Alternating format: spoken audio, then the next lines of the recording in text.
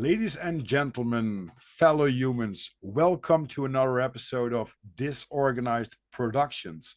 Today we have a special guest. He's a lawyer specialized in tax planning, estate planning, wealth protection, and company law. And he is a vice chairman of the International Alliance of Libertarian Parties. And before I'm going to introduce him, fellow humans, I want to read a quote from Frederic Bastiat. When plunder becomes a way of life for a group of men in a society, over the course of time, they create for themselves a legal system that authorizes it and a moral code that glorifies it. Ladies and gentlemen, may I introduce to you Toine Manders. Well, thank you for inviting me. You're welcome. You're welcome. I think we have a lot of things to cover today, Toine, because taxes is, for a lot of people, that's called a pain in the ass. And you know everything about taxes, right? No, nobody does. The tax laws are far too complicated and there are far too many rules. So I can honestly say that I'm 100% sure that there's nobody in the world who knows everything about taxes. There's just too many rules.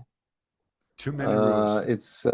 Yeah, there's a book written by an American criminal defense attorney called Three Felonies a Day, where he argues that the average American commits 3 felonies a day, 3 crimes a day, in other words, without even realizing it, because of over-criminalization. So many things have been criminalized. There's so many rules that you can violate and become a criminal that everybody's a criminal now. So that means that the government can always come after you whenever they want to bother you, whenever they want to silence you or want to lock you up. All they need to do is investigate you, and they will always find rules that you violated, and they can always prosecute you and lock you up. On purpose, probably. To give you a contemporary, sorry? On purpose, probably. Of course, of course. It was Ayn Rand who said, before he messed up this quote, she said, the only power a government has is the power over criminals. So what governments do is they make so many rules that every man is a criminal, and therefore they can always come after you. They always have power over you. To give you a contemporary example, we've had a couple of presidents, former presidents, and presidential candidates in the United States where it's pretty obvious they're all criminals. They've all committed crimes. And some get prosecuted and some don't. Like Hillary Clinton was obviously guilty of messing up a lot of secret documents, using private unencrypted email for very important classified information, and all sorts of other things. All other sorts of laws that she violated. And the director of the FBI said, yes, it's true, we investigated her. Yes, it's true, we found that she broke all these rules, but no, we're not going to prosecute her. It doesn't serve a good purpose, so we're going to let her go. And then, of course, Biden has all these classified documents in his garage next to his Corvette. And Biden says, oh, sorry, guys, I made a mistake. I'm really sorry. And the prosecutors say, yeah, well, he's an old man. He probably meant well. We're going to let him go. And then Trump, of course, does the same thing. And he's being prosecuted in 7 states. He's facing dozens of criminal charges, facing I don't know how many decades in jail. So yeah, they don't let him go. So they don't like him, so they go after him. And I'm not saying he's innocent. I think he probably did break rules, because everybody breaks rules. You can't avoid it. My point is, the way the system is set up, the people in power get to decide who they're going to prosecute, who they're going to lock up, and who they're not going to lock up. And they can always lock you up if they feel like it. Especially when you're a threat. Well, I mean, if you poke the bear, then if you speak truth to power, if you say things they don't want to hear, if you say things in public that people, that their subjects might not, that might wake up the subjects. Hmm. That's a danger. I mean, it's obvious that in dictatorships, journalists who are critical of government, it usually doesn't end well for them. Teachers, professors who are critical of government, it usually doesn't end well for them. Hmm. What usually happens is if they're lucky, they just get fired and they have to lick stamps for the rest of their lives. And if they're not so lucky, they sent off to prison, to the camps, to the gulags, or they're killed. Hmm. That's what happens to people who are in a position to influence public opinion and they're critical of government. And of course, they cannot jail everyone. Hmm. Um, so ultimately, the power of the government, it's partly based on the threat of locking us up in cages, Hmm. but they can't jail everyone, so that's not enough. So every government has to use propaganda to create public opinion, to Hmm. create consensus, to convince most people that it is a good thing that governments are in power, that it's a good thing that they make rules, and it's a good thing that we have to obey them, and that it's a good thing that they make us pay taxes, and it's a good thing for us to pay them. Hmm. Because they can't jail everyone, so they have to convince, put a system in place where they convince most people through propaganda that this is actually a good thing, so that most people will not even want to, to stop paying taxes or even want to stop obeying the government. Hmm. So that it's only a few people who they need to lock up, and that they can do. They can always lock up a few people. They have enough prisons, prison guards, and police to lock up a few people. They can't lock us all up, so most of us have to be propagandized to make the Hmm. system work. And that's what happens. So they tax us and they use the money to pay professors, to pay teachers, to pay them to teach our kids what the government wants Indoctrination. taught. Hmm. I mean, it's so in dictatorships, teachers and professors are risk jail, risk camps, risk death. So there they use the stick, not the carrot. In the West, typically the government uses mostly the carrot. So teachers get a salary from government every month.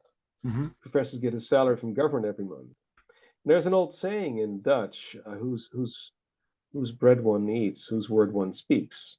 The Hmm. English version would be, "You don't bite the hand that feeds you," Exactly. or "It's very hard to make a man understand something if his salary depends on his not understanding it."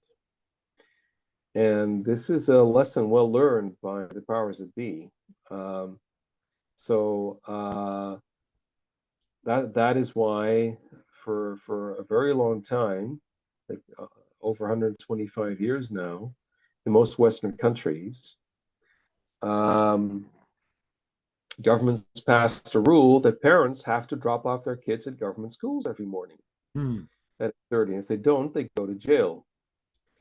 And then after those kids have been dropped off at government schools or government approved schools, then they're being taught a curriculum which is usually set by the government, and they're being taught by teachers who are paid for by the government, who are either literally government employees, formally government employees, or, well, in practice government employees because they get paid Hmm. by the government. And most teachers and professors in dictatorships are not true believers. Many of them are, but not all of them. A lot of them don't really believe the propaganda. They teach it anyway because they don't want to go to jail and don't want to die. Hmm. But they're not true believers, so they're not very enthusiastic about spreading these ideas. They just repeat what they are told to teach. But our teachers in the West, our professors, typically are true believers. They really believe that it's a great system that we live under. They Hmm. believe that it is of vital importance that we have a system of government where there's two classes of people, the ruling class and the subjects. And the ruling class, they order us around, and the subjects have to obey the rulers. Hmm. and if they don't obey, they go to jail. And the rulers, they they decide how money is best spent. So they don't believe that people who make the money by working hard, that they are the best people to decide how the money is spent. No, the rulers think that they are the best people to decide how the money is spent. So therefore, they institute taxes. They tell us how much we have to pay them so they can spend it on our behalf, Hmm. in our name. And then they send us letters threatening us if we don't pay up. And if we still don't pay up, they lock us in their jails. And this is the system. And most teachers and professors think this is a good thing. They wouldn't describe it the way I describe it. They would describe it in different ways. But that's the system they're defending. They are telling their pupils and their students that they should be very uh, grat- uh, grateful that they are so lucky that they grow up in a society where government takes such great care of us, where government takes care of our roads and our hospitals and our schools and our old people and our sick people. They do all these great things, and taxation is a small price to pay for all these great things that the government does. I mean, that's I'm not even exaggerating. When I was like 14, 15 years old, my teacher told me said things very similar things. I'm either not exaggerating at all or just a little bit. Hmm. He even said if you're I remember very well my teacher told me if your father ever complains that he has to pay so much in taxes, here's what you should say to him. You should say to your father, but father, don't you think it's great that when you leave your home and drive a car that there are these great roads you can drive on? Well, they're paid for with taxes. And if you get sick and go to hospital, isn't it great that they take well, it's paid for with that? And that's how he was telling me Selling. and all my fellow students how we should basically propagandize our fathers to stop complaining about high taxes. That's unbelievable. Yeah, And as you said, this indoctrination, especially, we saw that like a few years ago when everybody was locked up, and there were all yeah, of a sudden some new government rules that took away a lot of freedom from the people. And there was in Holland there was a click line. It was a telephone line that you could call if there were like more than four people in the house. So with the yeah, propaganda coming, people could call that number and tell just like, "Oh, John, he's normally alone, but there are four people there. You should go there." So the police didn't have to yeah, do anything; they just had to, get to the house of John and yeah, arrest him and give yeah, him a fine. So yeah. this Also, it was people were not allowed to get haircuts. So exactly. there were hairdressers who would visit people in their homes to give them a haircut.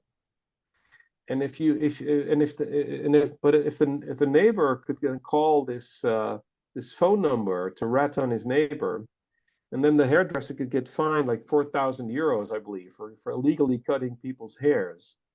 Oh my And this reminded me of East Germany. I once visited the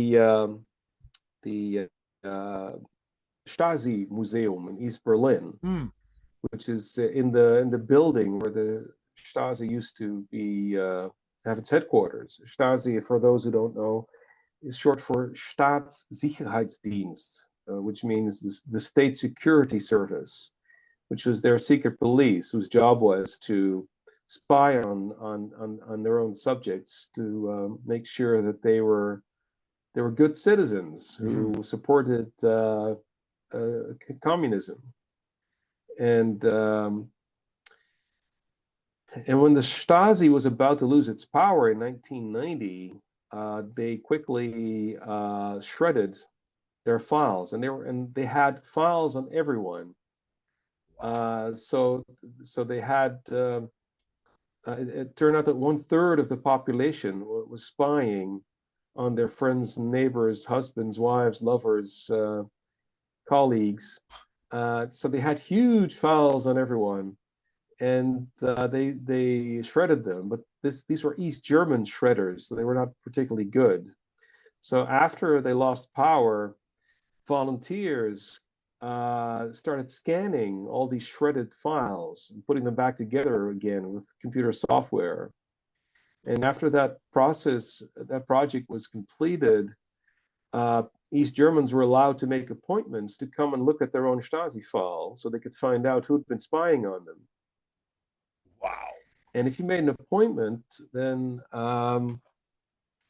there would be a minder. There'd be somebody there for you to help you guide through the process of reading your own file. But that minder also is sort of a, well, how should I put it? Sort of a psychotherapist, like almost a psychologist, because these people would find out who'd been spying them, and they would find out it was not just their colleagues, not just the people they went to school with. It was also people who thought they were friends, their own brothers and sisters, their own spouses. Huh. So as a result, there were a lot of divorces in East Germany in the early 90s because these people found out that it was their own spouse who'd been spying on them all these years. So they Wow. would say goodbye to their spouse in the morning. I think we have a problem with the connection. Yeah, it's a So little bit so they lagging. would they would go off to, should I do we need to end the call and start a new one or just keep going? Now it's good. So maybe if I don't move my Okay. head, then it's good. All right. Um, No, I'm pretty sure the problem is on my end because I don't have a 5G phone yet, still have a 4G phone. So if we'd planned this tomorrow, it would have been better. Okay. Yeah. Well, you're a busy guy. Me, Um, me too. So yeah, but go ahead with the so with the Story. Stasi. Yeah. Yeah. So these people, they had an appointment to see their own file. So they would kiss their spouse goodbye in the morning, go off to the Stasi headquarters to read their own files, and then find out that the same person they kissed goodbye in the morning was the one who'd been spying on them for years or decades and who'd Huh. ruined their careers and responsible for a lot of the troubles that they had in their lives. So Wow. it's amazing. And what's even most disturbing is it's not like the Stasi paid hefty compensation. I mean, one third of the population was a spy, so where were they going to get the money? They couldn't pay huge payoffs to all these spies because there's just too many of them. Yeah, So exactly. they didn't even offer them any big rewards. So these people that were spying on their friends, neighbors, families, and loved ones, they basically did it for not for money and not because they would get some huge position in government because well you can't promote one third of the people to some great position. They just did it because probably because they were jealous or because they were envious Huh. What a propaganda just did his work with the government. or because it gave them a sense of power, which is also common in the Netherlands, like the people who rat on their neighbors and the hairdressers.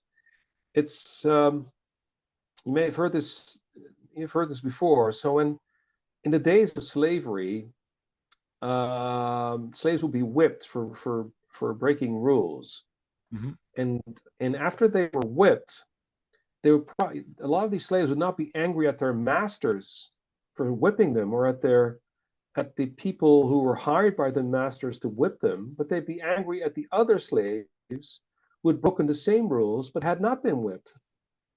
They were angry because they got away with it. They should have been whipped too. We should all be whipped equally. That's fascinating. And I know a Yeah, story about I had a girlfriend in Dresden and she came from the DDR, so East Germany. yeah. And she had friends and they were quite rebellious, they were punks in that time and it was not allowed. And she said there were several friends of her just picked out of the street. There was a van parking. They been took out of the group with some chaos, and they never saw them again. Hmm. So it was very, they knew that somebody could rat on them, but just like you said, you didn't knew who was ratting on you, right? And the thing is, because it's a very fascinating thing that you brought up about the ratting and also what we saw here in the Netherlands like a few years ago. Um, Nowadays, we have everything digital. So the thing that's going on with, what is right and what is Yeah, wrong the for, line is not so great. You've gone for about 10 seconds. okay. Sorry. So but you hear me clear? Now I can hear you again. Maybe you can go back 15 seconds. Okay. Um, so what you see in the past is like that people were ratting out on their fiancés or on their friends or colleagues and stuff like that. But nowadays we live in an area that's digital. Everything could and will be recorded, whatever you say, whatever you do. So I think that Mm-hmm. this propaganda against or for the system, let's say for the system, has been advanced. So it's not like the paperwork that I have to go home or go to an office to read out my colleagues or my neighbor, but everything that I will say online or that I say on a telephone will be recorded and will be used against you in the court of the law, as we know that everyone says in the police series when they arrest someone. You have the right to remain silent, and everything you say will be used Yeah. against you in the court of the law. But probably they will have a lot of Yeah. data They already. can also use against you again outside the court of law, which is probably even worse. Yeah, exactly. And Yeah. that's fascinating to skip a little bit the topic because um, you're also about liberalism. Did I tell? Did I mention to Libertarianism. libertarianism? Libertarianism. Exactly. Struggling Yeah, sometimes with the English libertarianism. words. Yeah. Um, and what you pointed out in several presentations that I saw on online is that there are a lot of systems that will fail, and there are a lot of systems that could be for the better of men. And just like what you mentioned a few seconds ago, is like 125 years now, there's governments that created a system that's for them, right? Mm-hmm. Please tell me a little bit more about the system, what you think would be better for us to have more freedom. Yeah. Well, I think that our system, our legal system, should be based on um, the rights of the individual to decide for himself what he wants to do with his own body and his own property, as long as he does not violate another person's body or property. It's the right to self-ownership. So we are all self-owners. We own ourselves. We get to decide what we do with our bodies. And when we produce something, when we produce property, uh, when we labor, we should get to keep the fruits of our labor, and we should get to decide how we use the fruits of our labor, how we control our property. And the only exception is if you violate another person's body or property, if you invade another person's body or property, that is wrong. That is a crime. And these days, of course, there are millions of crimes in the that have been things that have been criminalized with politicians. That, of course, is not what I mean when I say crime in this context. What I mean is under natural law. Mhm. So things like murder, rape, theft, um, when you Stealing. invade another person's body or property, um, that's always been considered wrong by every sane person. This is not something it's not a law that politicians had to come up with and write in a book. Mhm. That that was these are natural laws, universal laws. Um, Before there were politicians, we already had a legal system. We already had courts. We already had a system where murderers and rapists and robbers and thieves and crooks and fraudsters, they were already dealt with. We didn't need politicians to pass laws to make it into crimes, to Hmm. make it illegal. All the new rules, all the new laws that politicians have passed, right, are typically either are useless or actually bad for us. They actually make things worse.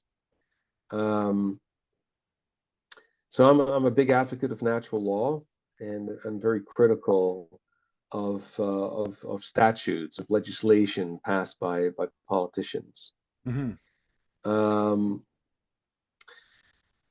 so yeah, the that's the basic principle. We libertarians call it the non-aggression principle.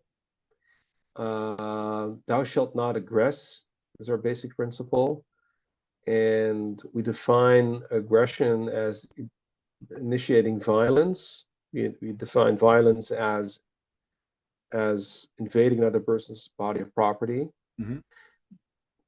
and property can be obtained uh, in accordance with natural law if you first use it. If nobody ever used a piece of property and you're the first one to use it, Hmm. and you haven't violated anybody's rights, and once you've done that, if you're the first user of the property, then you can sell it, you can trade it, you can give it away, you can leave it to your heirs.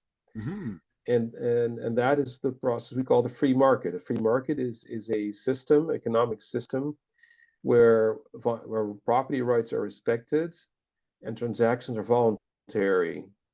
So transfers of property are made when not just when one party wants it, but when all parties involved want it. Hmm. So, to give you a very simple example, if I have a pencil and you want the pencil, and you offer me $1 for my pencil, and I take your offer, I accept $1, I give you the pencil, we're both better off Hmm. because, um, well, the person who wanted the dollar more than the pencil got the dollar. The person who wanted the pencil more than the dollar got the pencil. So we were both better off. We both benefit. It's mutual gain. Hmm. And that's a free market. A free market is a system where everybody gains. Everybody's better off because all transactions are based on consent, Hmm. on on on the voluntary consent of all those involved. And that's the system that I advocate. A system where we have economic freedom, where we're all free to to produce to produce what we want, to sell the goods to who we want, to sell our services to whoever we want. We're all free to exchange with each other as long as we do not violate another person's body or property. We can produce and consume as we wish, Hmm. uh, and um, and this is also the solution to the problem of poverty. Uh, Poverty has, to a large extent, has already disappeared. Extreme poverty has.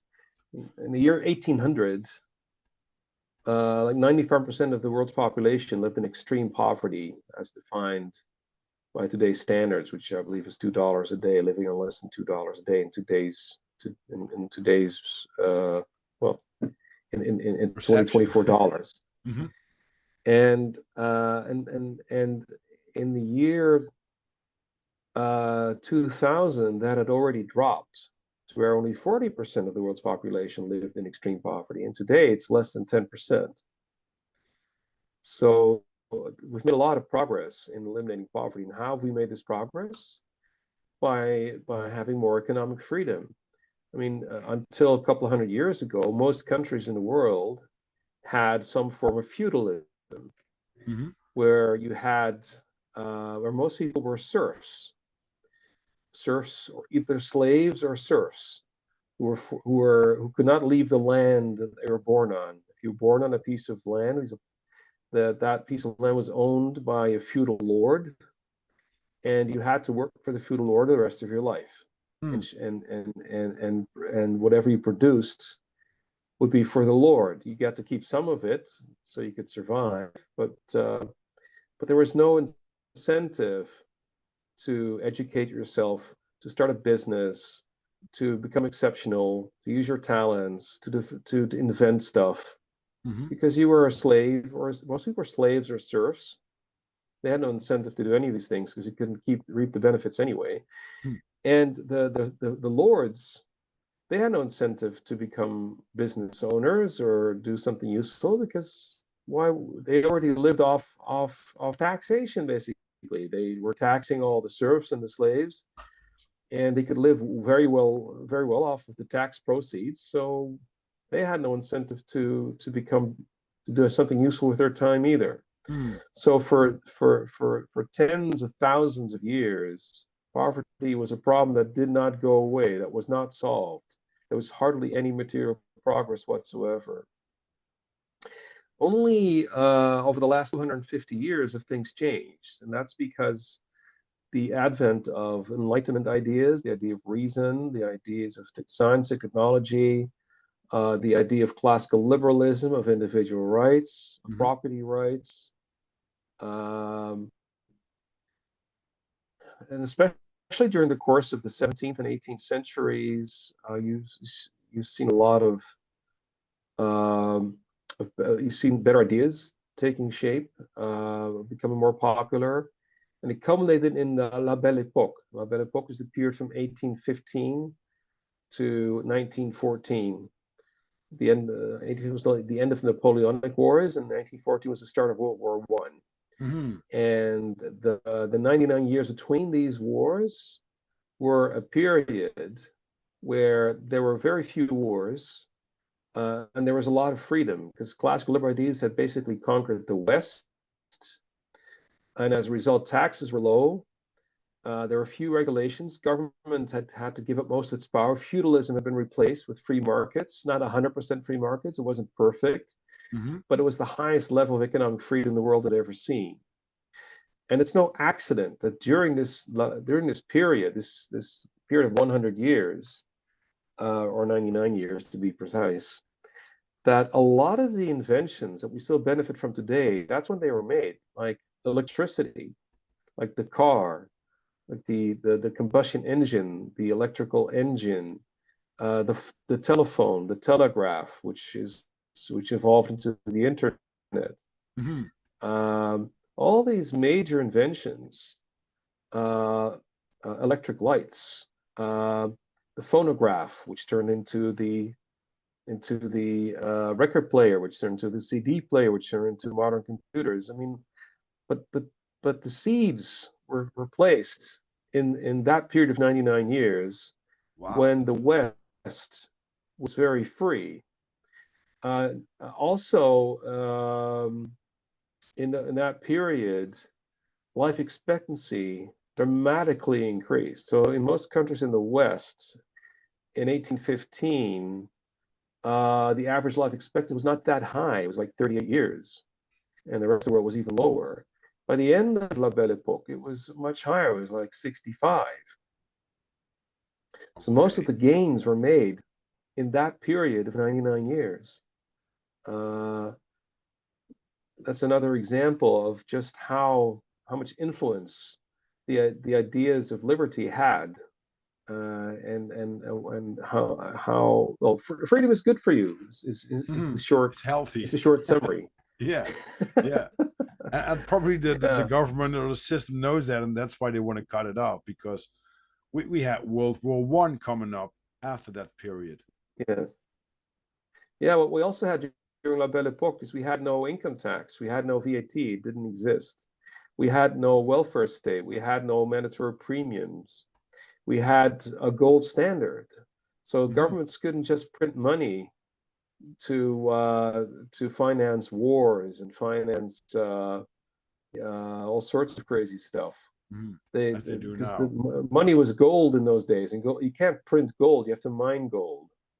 So it makes it hard to fight wars if you can't print it. Hmm. So it's it's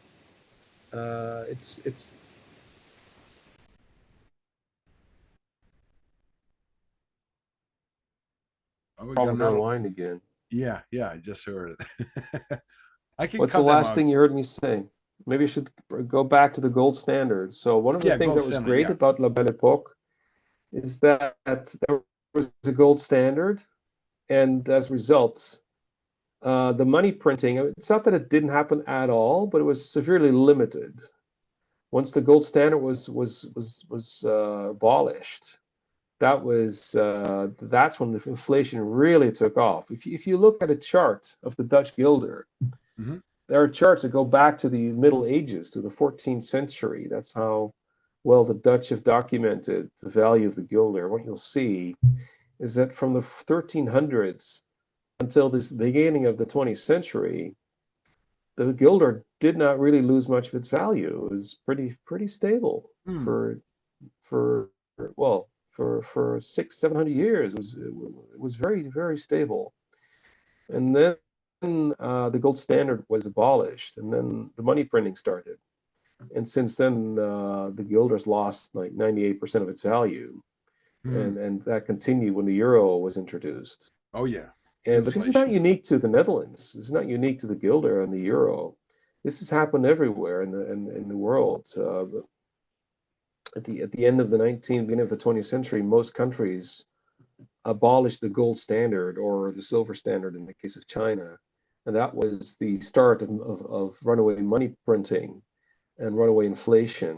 Hmm. And that's no accident that the world wars, the biggest wars the history has ever seen, were fought in the 20th century, because that's when money printing made it possible to have these major wars. Huh. Wow.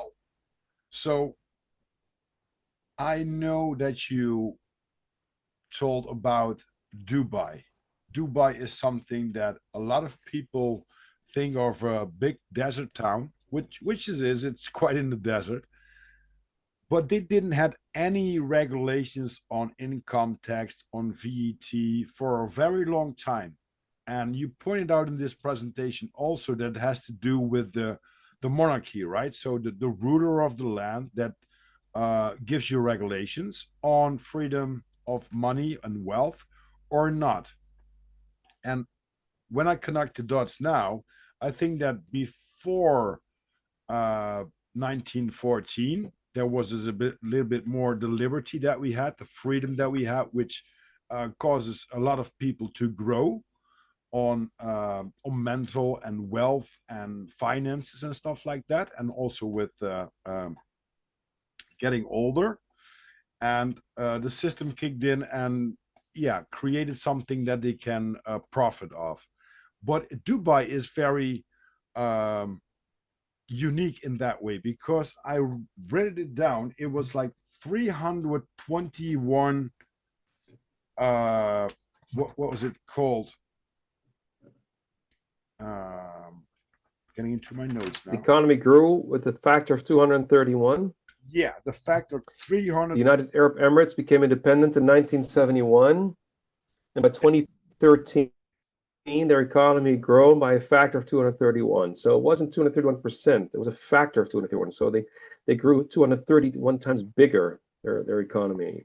Wow. And it's not just oil, because yes, Abu Dhabi has lots of oil, but Dubai has very little oil. Hmm. Dubai has maybe just 6% of its income is oil income. So that's not I mean, the oil helped, of course, but there's a lots of countries that have lots of oil that are very poor, like Venezuela, like Nigeria. They have lots of oil, and they're extremely poor. So oil is not in itself an explanation Hmm. to why a country is wealthy, especially if it's just 6% of national income, as it is in Dubai. No, the real explanation is that Dubai has a lot of freedom, especially economic freedom. It has very low taxes. It has a very low burden of regulation.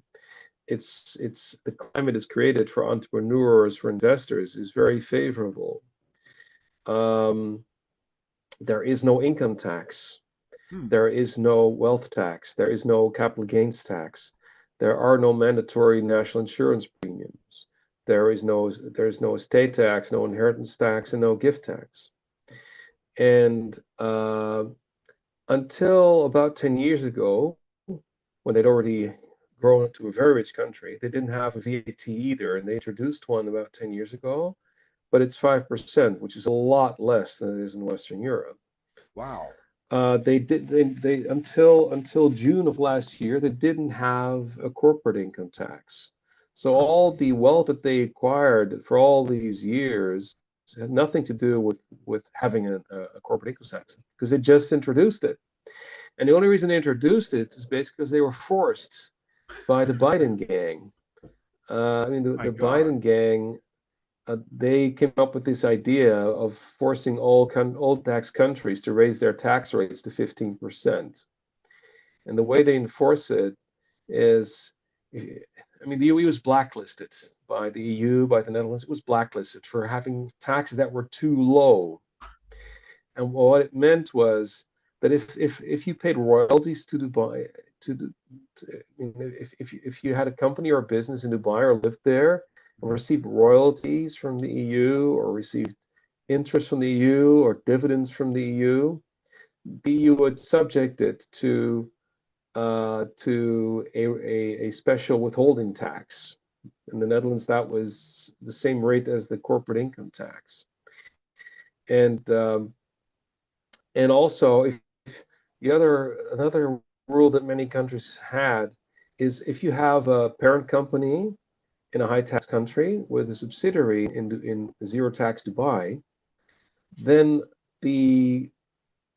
what they said is from now on, we will tax the parent company on the subsidiary's profits. So if if the UAE doesn't tax it, then we'll tax it. So there's no benefit to the shareholders. They'll still pay the same tax. Huh. So the way to get off the blacklist, which it did, is they introduced a 9% corporate income tax, the minimum that they had to introduce to get off the blacklist, and now they're off the blacklist. So that's the only reason they have one. And still in the free zones, if you produce goods or trade goods, you can still apply for a zero rate. But even if you don't, if you live there and have a business there, you can take a big salary, and the salary is tax deductible for the corporation, for the company, for its corporate income tax. And the salary is tax free. There's still no income tax, and there's still no national insurance premiums that are mandatory. So if you move there as a business owner, start a business, start a company, become the director, you take a really big salary because you can easily show that that's fair because you're the biggest contributor to the company's profits. And then that is salary will be tax free for you as an individual, and the company can write it off as an expense. So that's so effectively you can bring down that tax rate a lot lower. It's not that long ago that in the Netherlands, the Dutch tax authorities considered a fair market rate, reasonable salary to be 2/3 of a company's profits. So if we follow that rule in Dubai, you could take a salary of 2/3 of the company's profits, and then you pay 9% tax on the remaining 1/3. So the effective tax rate would come down to 3% in that way. Yeah. So yeah, it's a great place to do business. You can bring in staff from anywhere in the world. You can hire people in India, in China, in Russia, in the Philippines, anywhere you want. So you can get work permits for them within a matter of a couple of weeks. Not just for them, but for you too. You can become an employee of your own company too. You can start your own employer. Wow. And you can get a work permit pretty quickly too, and a residence permit as well. And as a result, 90% of the population of Dubai is foreigners. So it's 3.5 million people, and the Emirati, the original population, the people that hold citizenship, that's just 10% of the population. Then there's 500,000 Western expats. So if you move there as a Western expat, you got 500,000 people you can hang out with that are part of the Western culture, if you prefer that. And the rest they're all foreigners too, but they're usually from South Asia, usually from places like India, Pakistan, Bangladesh, Philippines. And a very safe country, right? Oh yeah, they've been awarded an award for being the safest vacation city in the world for many years in a row. Yeah, you can leave the you can crime leave rate your money on a table. Nobody's going to get you, or park your car with the keys in it, even if it's a Bugatti or something like that. Nobody's going to steal it. Yeah, it has the lowest crime rate, one of the lowest crime rates in the world. That is true. Huh.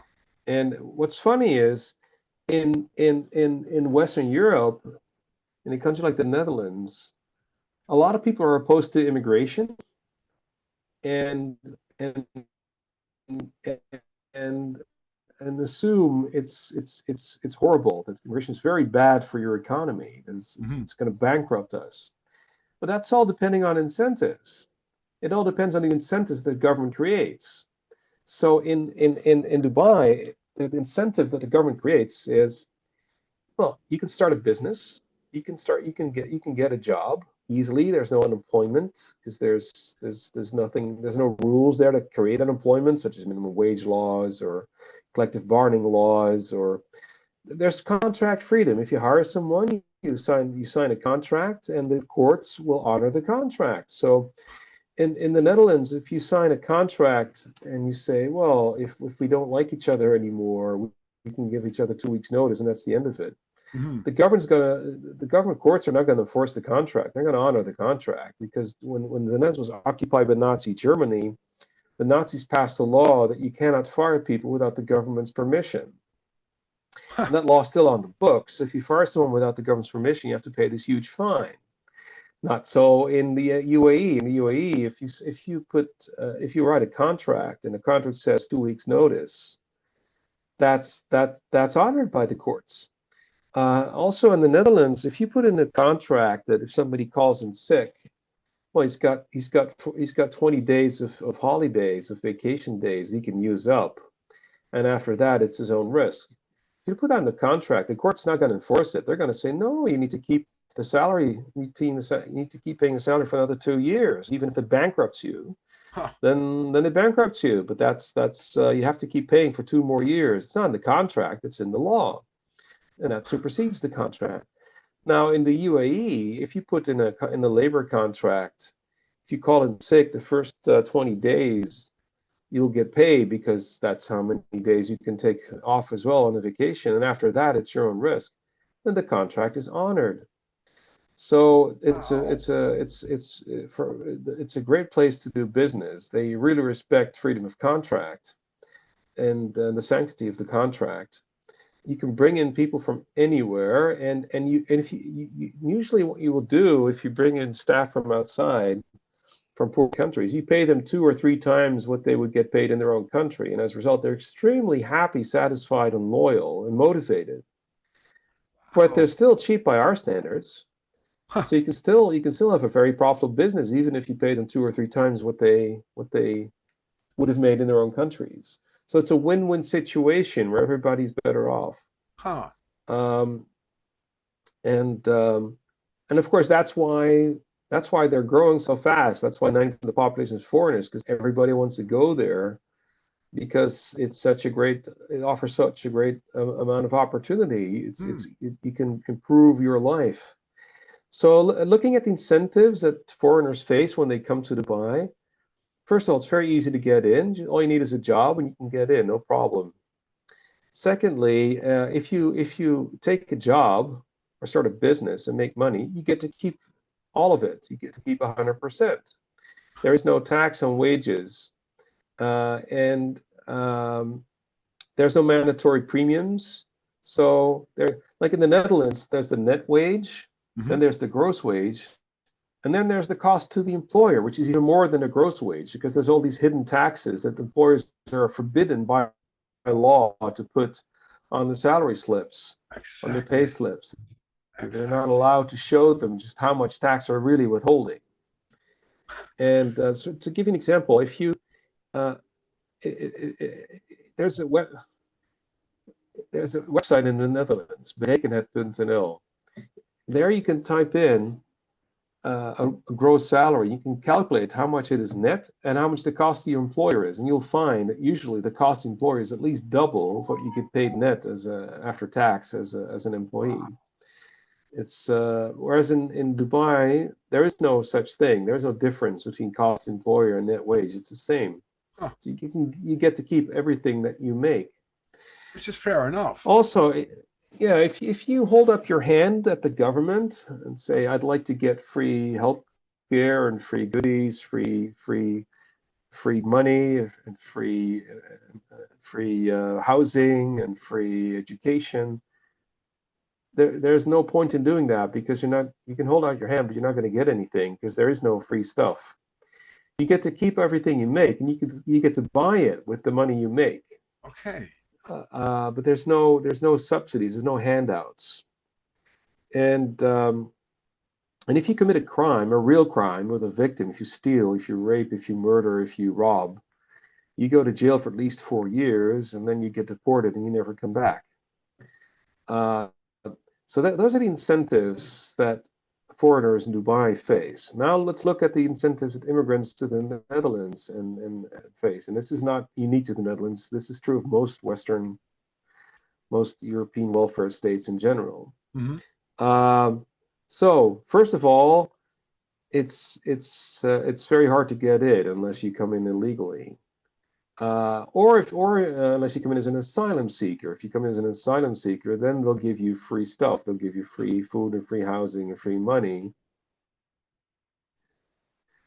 But you're not allowed to work. You're not allowed to contribute to society. But they'll give you free handouts. If you jump all the hurdles and you finally are in a position where you're actually legally allowed to work and take a job, you're going to find it's hard to get a job because you don't speak the language very well. You don't have a lot of skills. And these employers are reluctant to hire you. Why? Because they have to pay at least minimum wage, or they have to pay you the wage that is legislated through collective bargaining, collective labor agreements, which are even higher than a minimum wage. Plus, they have to pay a lot of taxes on your wages and withhold them and pay them to the government. Mm-hmm. Plus, if you call in sick, they have to pay for another 2 years. And if they want to fire you, they have to pay a huge fine. So in a country like the Netherlands, the government makes it very, very unattractive to hire employees, especially if they're low skilled. Mm-hmm. If they're low skilled, if they don't add a lot of value, if they don't speak the language well, you probably will not want to hire them because there are all these disadvantages that high skilled people they have something to offer which makes it worthwhile to take all these risks. Mm-hmm. To pay all these taxes. But low skilled people, they are basically priced out of the market by this system. So it's hard for them to find jobs, so they're unemployed. So they get free money and free stuff because they're unemployed. But it's not, but okay, so they get a lot of free money and it's a big cost to the taxpayer, but it's not like they're living in wealth. Because they can still see that there are other people who live in nicer homes, who drive nicer cars, have more money to spend, so they become jealous. They feel bad. Of course, they feel bad because they're in this horrible position where they can't find jobs, have to live off welfare, and live in substandard homes, and can't afford a car to take the bus. So they feel bad. Mm-hmm. So what a lot of people will do is they'll become criminals. They'll start stealing because they want more money and they can't find a job, so they'll just steal to get more money. And if they get caught, the punishment is the chance of getting caught is very small. The risk of getting caught is very small. Mm-hmm. And if you do get caught, the punishment is very low. So crime pays. So they become criminals. Not all of them, but some of them. The people who sort of have this inclination, they might not do it if they were paid well, if they could get jobs and make a decent they might not be tempted to become thieves. Mm-hmm. But if you can't find a job and you have to live off welfare and people around you are doing well, to some people that will make it to where they become criminals. And even if they don't want to become thieves, they'll a lot of them will become drug dealers because you can make money that way, which in and of itself I think should be a legal occupation. I think people should decide for themselves what they put into their bodies. Mm-hmm. But of course, in a society where it's been criminalized and it's a black market, it's very hard to be a drug dealer and not become a violent criminal, because it's hard to make a living that way and sustain yourself and build a career out of this without ever committing any violence. It's just, in practice, it's very hard to do. So it's usually not, they're usually not pleasant people. I mean, they can be, there can be exceptions, but typically pleasant, civilized people typically do not become drug dealers. No. I mean, there are exceptions. I'm not saying it's true for all of them, but in general, if you criminalize something, the type of person that will do it anyway and is willing to risk going to jail for a long time, Hmm. that's a certain kind of person that you probably don't want to hang out with. Um, but people are basically being sucked into this, into becoming thieves and drug dealers because they can't get jobs because of the government.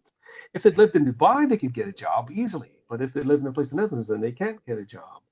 So a life of crime becomes, they're incentivized to become criminals, is how Exactly. our system works.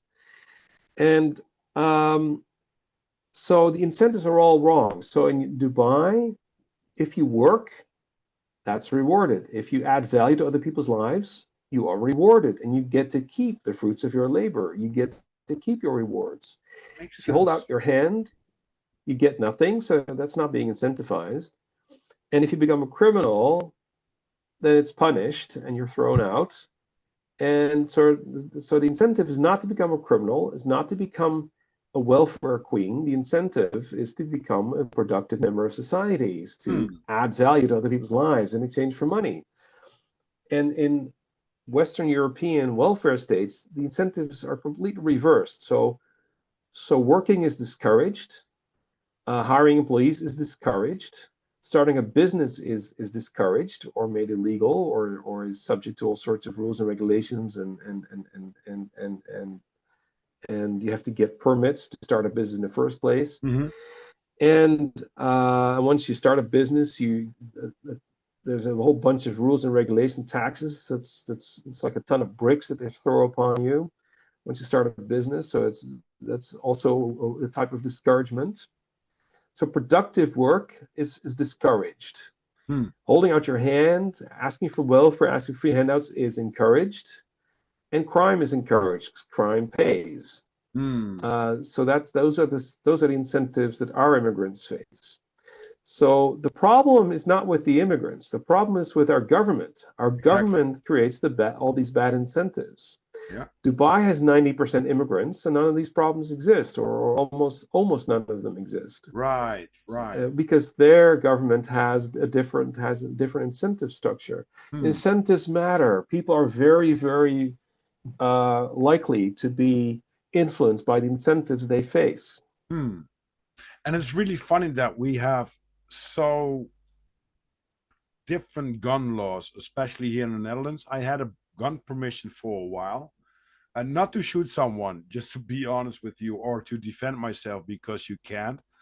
But I can imagine that a lot of people that make money want to defend themselves because they are targeted by a group of people like criminals that they want money and stuff like that. And it's very funny But that even you, if you have no money, if you're a woman and you have a beautiful body, you may not have any money, but but you you should. still need a gun to defend yourself against a rapist. Yeah. Exactly, exactly. And the funny thing is, I think that the countries where the most guns are the most on the people, right? So if you know, like Switzerland has almost every house has a weapon because everyone is serving the army. The crime rate is so low because you're gonna end up dead if you're a burglar, right? If you just burgle into the house, you know that somebody has a gun. But the funny thing is, there are some statics that I was It's as if I digging. hear myself talk. Sorry. I said it's as if I hear myself talk. All the things you're saying are the things I usually say to defend the right to Oh, keep and bear arms. yeah, but the funny thing is, if you dig into it, I had a permission, so you have your safe, you have your ammunition in a separate safe. If you go to the shooting range, you got to get from A to B in the fastest way. You can go to the supermarket in stuff like that. You have to. There are a lot of regulations which are good. I mean, you're not like a gun I blazing disagree. around. They're not good. Yeah, but No, I on one completely point, disagree. I think they're bad. yeah, well, I come to that point. It's good that when you um, have a gun permission, that is gonna be regulated. Like said that if you're No, no, that's no, really bad. doesn't depend on the mental health and on their yeah, I know what you're pointing out, but Okay, that's a different please tell issue. me. Yeah, If you're, yeah, I mean, if obviously if you have a history of shooting people, of being a robber, or being a crook, being a violent person, yes, I agree. Such a person can be deprived of his gun rights. And exactly. also, if you're a lunatic, if you're crazy, if you're a mental patient, yes, of course, such a person can be deprived of their gun rights because they'd be a threat. Yeah, that's what I If meant. somebody's a credible threat to his neighbors, to the people around him, then I think it is a good thing Hmm. to take their gun away. Like if you came across a 3-year-old with a gun, you take the gun away from the 3-year-old too, Yeah, but if you're a because law-abiding it's citizen, not safe. It's but if you're a law-abiding a citizen, why risk. not? Yeah, Yeah. but exactly, exactly. So in most states, there's about 22 states in America now. Florida is one of them that have so-called constitutional carry, which means you don't need a gun permit. You don't need a gun license. If you walk into a gun store and you want to buy a gun, they do an instant background check. They have a computer line with the government to check if you have a criminal record or Hmm. if you are registered as a crazy person, and then they won't sell you the gun. But if you pass the background check, they sell you the gun. You don't need a permit. You don't need a license. I think that's good. And yeah, and um, the main reason why I'm such a staunch defender of the right to keep and bear arms is because governments have murdered 262 million people in the 20th century. And I'm talking about their own subjects. I'm talking not about wars. I'm not talking about soldiers in wars. I'm talking about civilians, civilians murdered by their own governments. Wow. After and the pattern is always the same. First, the civilians are disarmed. First, they pass gun control. First, they take your guns, and then they take your life in that order Hmm. because they don't like it when victims shoot back. Um, Yeah. so under in the Soviet Union, Soviet Union is the estimate is that they murdered about 60 million of their own subjects. Mao's China, communist China, murdered probably around 65 million of its own subjects. Hitler killed a lot of people in war, but outside of war, he also killed 20 million people, uh, 20 million of its own subjects. Pol Pot in Cambodia between 1975 and 1979, just 4 years, murdered 1/3 of his subjects. Holy And cow. and these are just a few examples. And a little while ago, somebody asked me a very good question.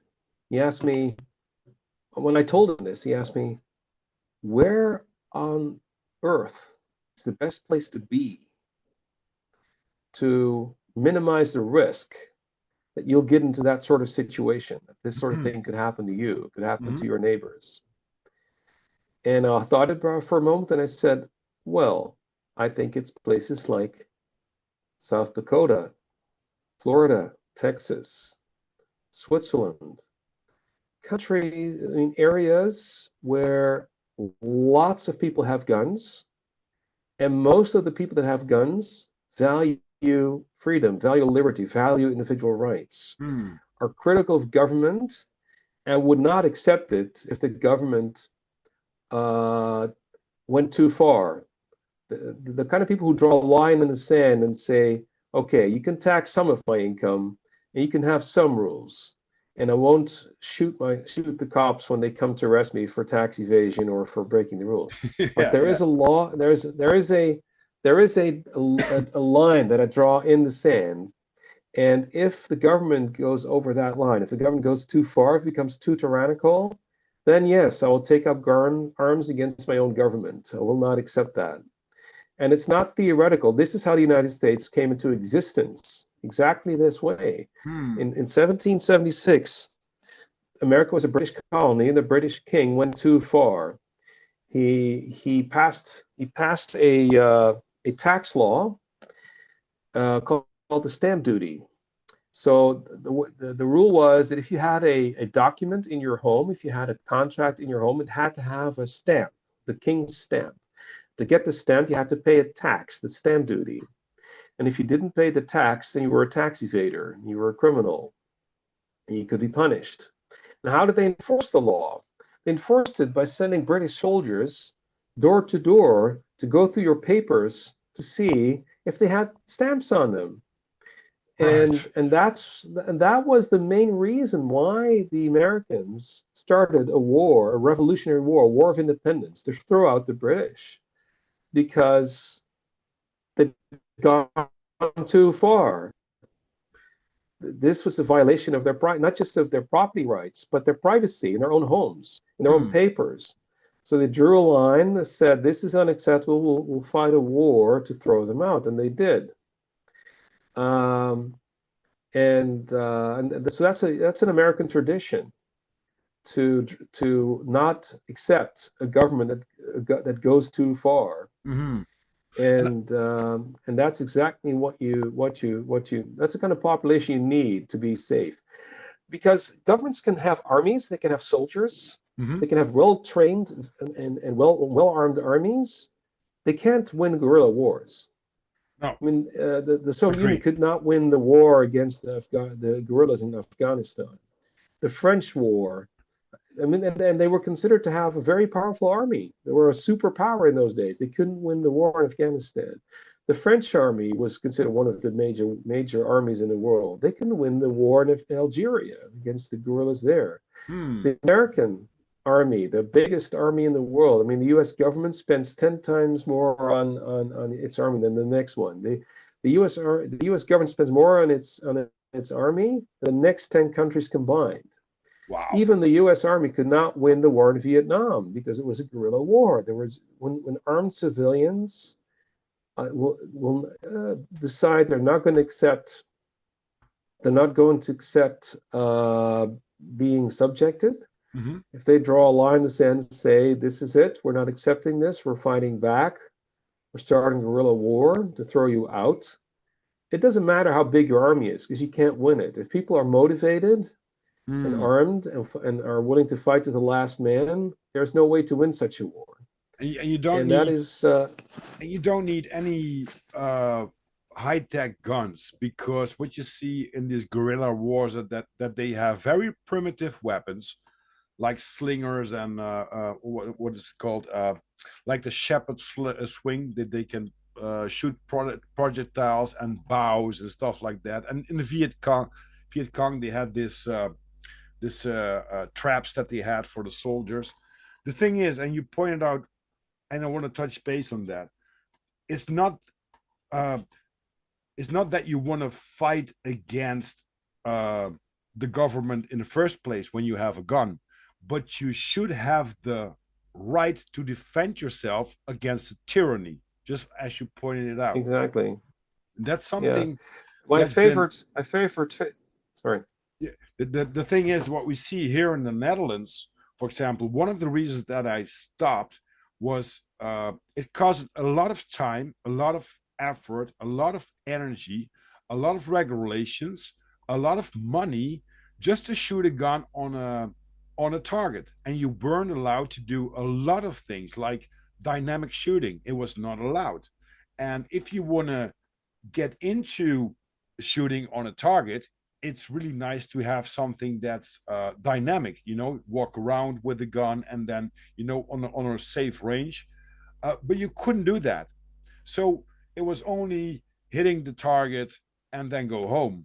And it's going to cost you like 2 hours to drive to the shooting range. The ammunition was, I think I started with, it was €3, €3 or something for 50 .22 calibers. When I ended my gun career, let's say, you had to pay like 10 or €15 for the same package of ammunition. Not to mention if you shoot bigger guns like a 9mm or whatever. So they really pushed an agenda to not having a gun at home. And the funny thing is, Mhm. we had to do like, I think it was 18 um 18 shooting actions per year, while the police wasn't having that practice. So a lot of policemen that carry a gun do not have the well, they think they have the right, but they can't shoot. So there, of course, there are police officers that can shoot, but if you go to the ranch, you learn to shoot. And I think that they only have to shoot like 50 rounds in a year to have their permission to get a gun back home. That's very bad. So you have law enforcement that carry a gun, don't know how it works, because you have to get that thing out. You have to clean and stuff like that. That's how you learn to use guns and stuff like that. The rate of policemen that kill themselves with a gun, or law enforcement that kill people with a law enforcement gun, are tremendous high against the people that have guns at home and that killed by accident or took their lives for themselves. These rates are very, very low. But coming back to your point, I totally agree that every human should have the right to defend himself when tyranny, or when somebody is going to take away your freedom in what kind of way ever. Except, of course, when you do criminal activities, then it's a different point. But that's for everyone the same. And I think you're going to touch Well, bases. it's a non-aggression principle. Yeah, So exactly. so I I just distinguish want to between say that, aggressive force and defensive force. just like to So touch you're not base. allowed to violate. You're not allowed to invade another person's body or property. So, Exactly. so you can't initiate violence. But when somebody initiates violence against you, if somebody violates your body property, then you have the right to defend yourself. Exactly. That's the difference between aggressive force and defensive force. Mm, Aggressive violence is wrong, but defensive violence is good if it's proportional. right. Right. Furthermore, one thing I wanted to mention is my favorite Facebook meme. Mm-hmm. This is maybe you could. I'll send it to you after we finish the recording, and you can show it. It's you see a couple of soldiers holding long rifles, and they're pointing them at a whole bunch of people. And these people are standing next to cattle wagons, like, Mm-hmm. railroad boxcars, and they're and the at the top of the meme it says, "Why gun control?" And in the middle it says, "Because armed civilians because armed people don't willingly load themselves onto railroad boxcars." Oh, wow. Important history lesson. Oh, yeah. Oh, that's a tough one, but it's a good one. And there's something to think about, people, because um, we were talking It's not about that taking long away ago. freedom and stuff like that, but it's more Yeah. than just take away freedom. It's just like what we pointed out in the beginning of the podcast. They can take away the freedom that you have now within a few seconds, because they can dig into your past or into your stuff, and there are so many regulations and laws that you will be screwed eventually, right? That's what you point out in the beginning of the podcast. And it's Everybody very breaks hard. rules. Yeah.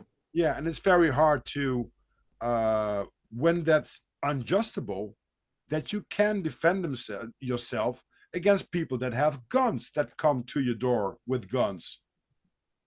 That's the whole point, right? That's tyranny. Okay, we got a gun, so we have a permission to do stuff and that and that. Well, I disagree. Yeah, but we have the guns.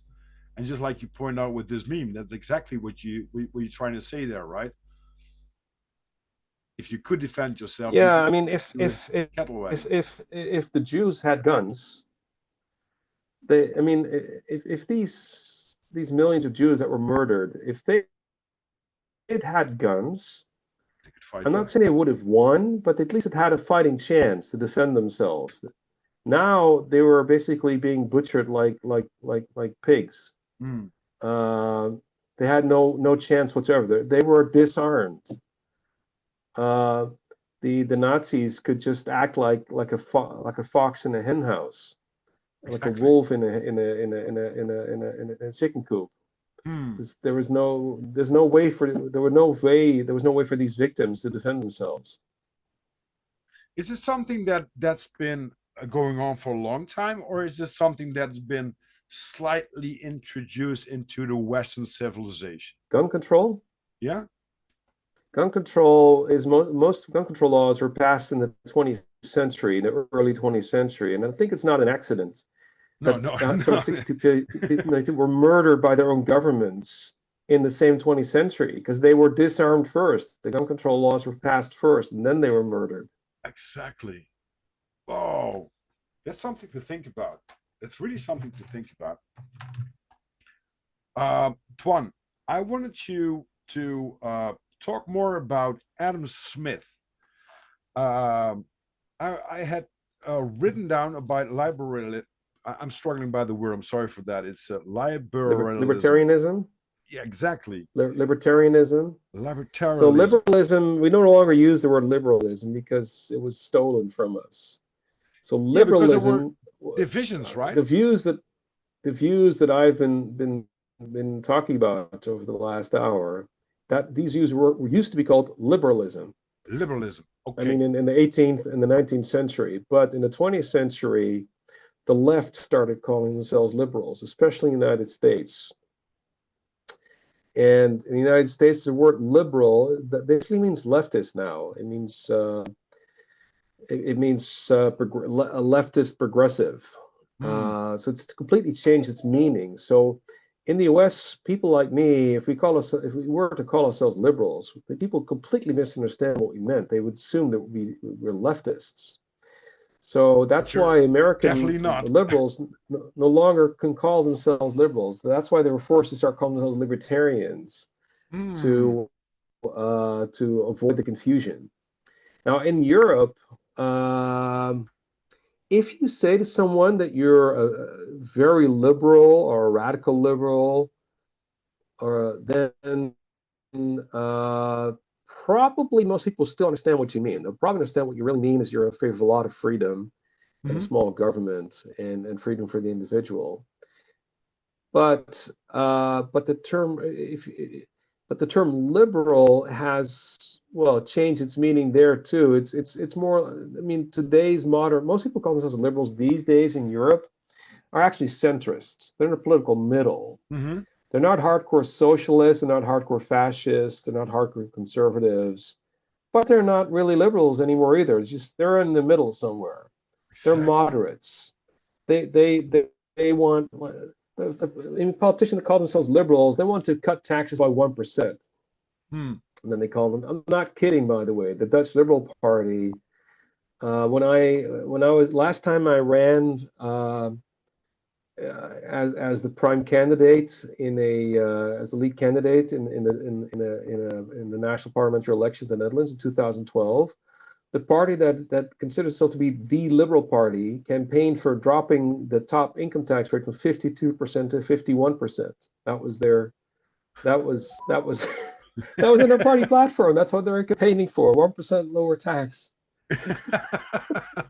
Is it also to be, you can point it out on a Nolan diagram, right? Chart. Yeah. So that, Yeah, that's right. The Nolan chart. Maybe you can show it when you edit this thing.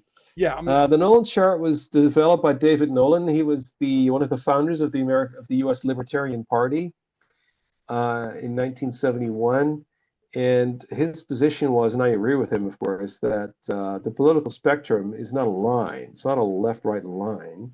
It's two-dimensional. It's a graph. It's a chart. hmm, And there's two axes. One axis is economic freedom. The other one is personal freedom. And a leftist or a progressive or what some and I refuse to call them liberals because they stole our words. I'm not going to honor that, but they hmm, call themselves liberals.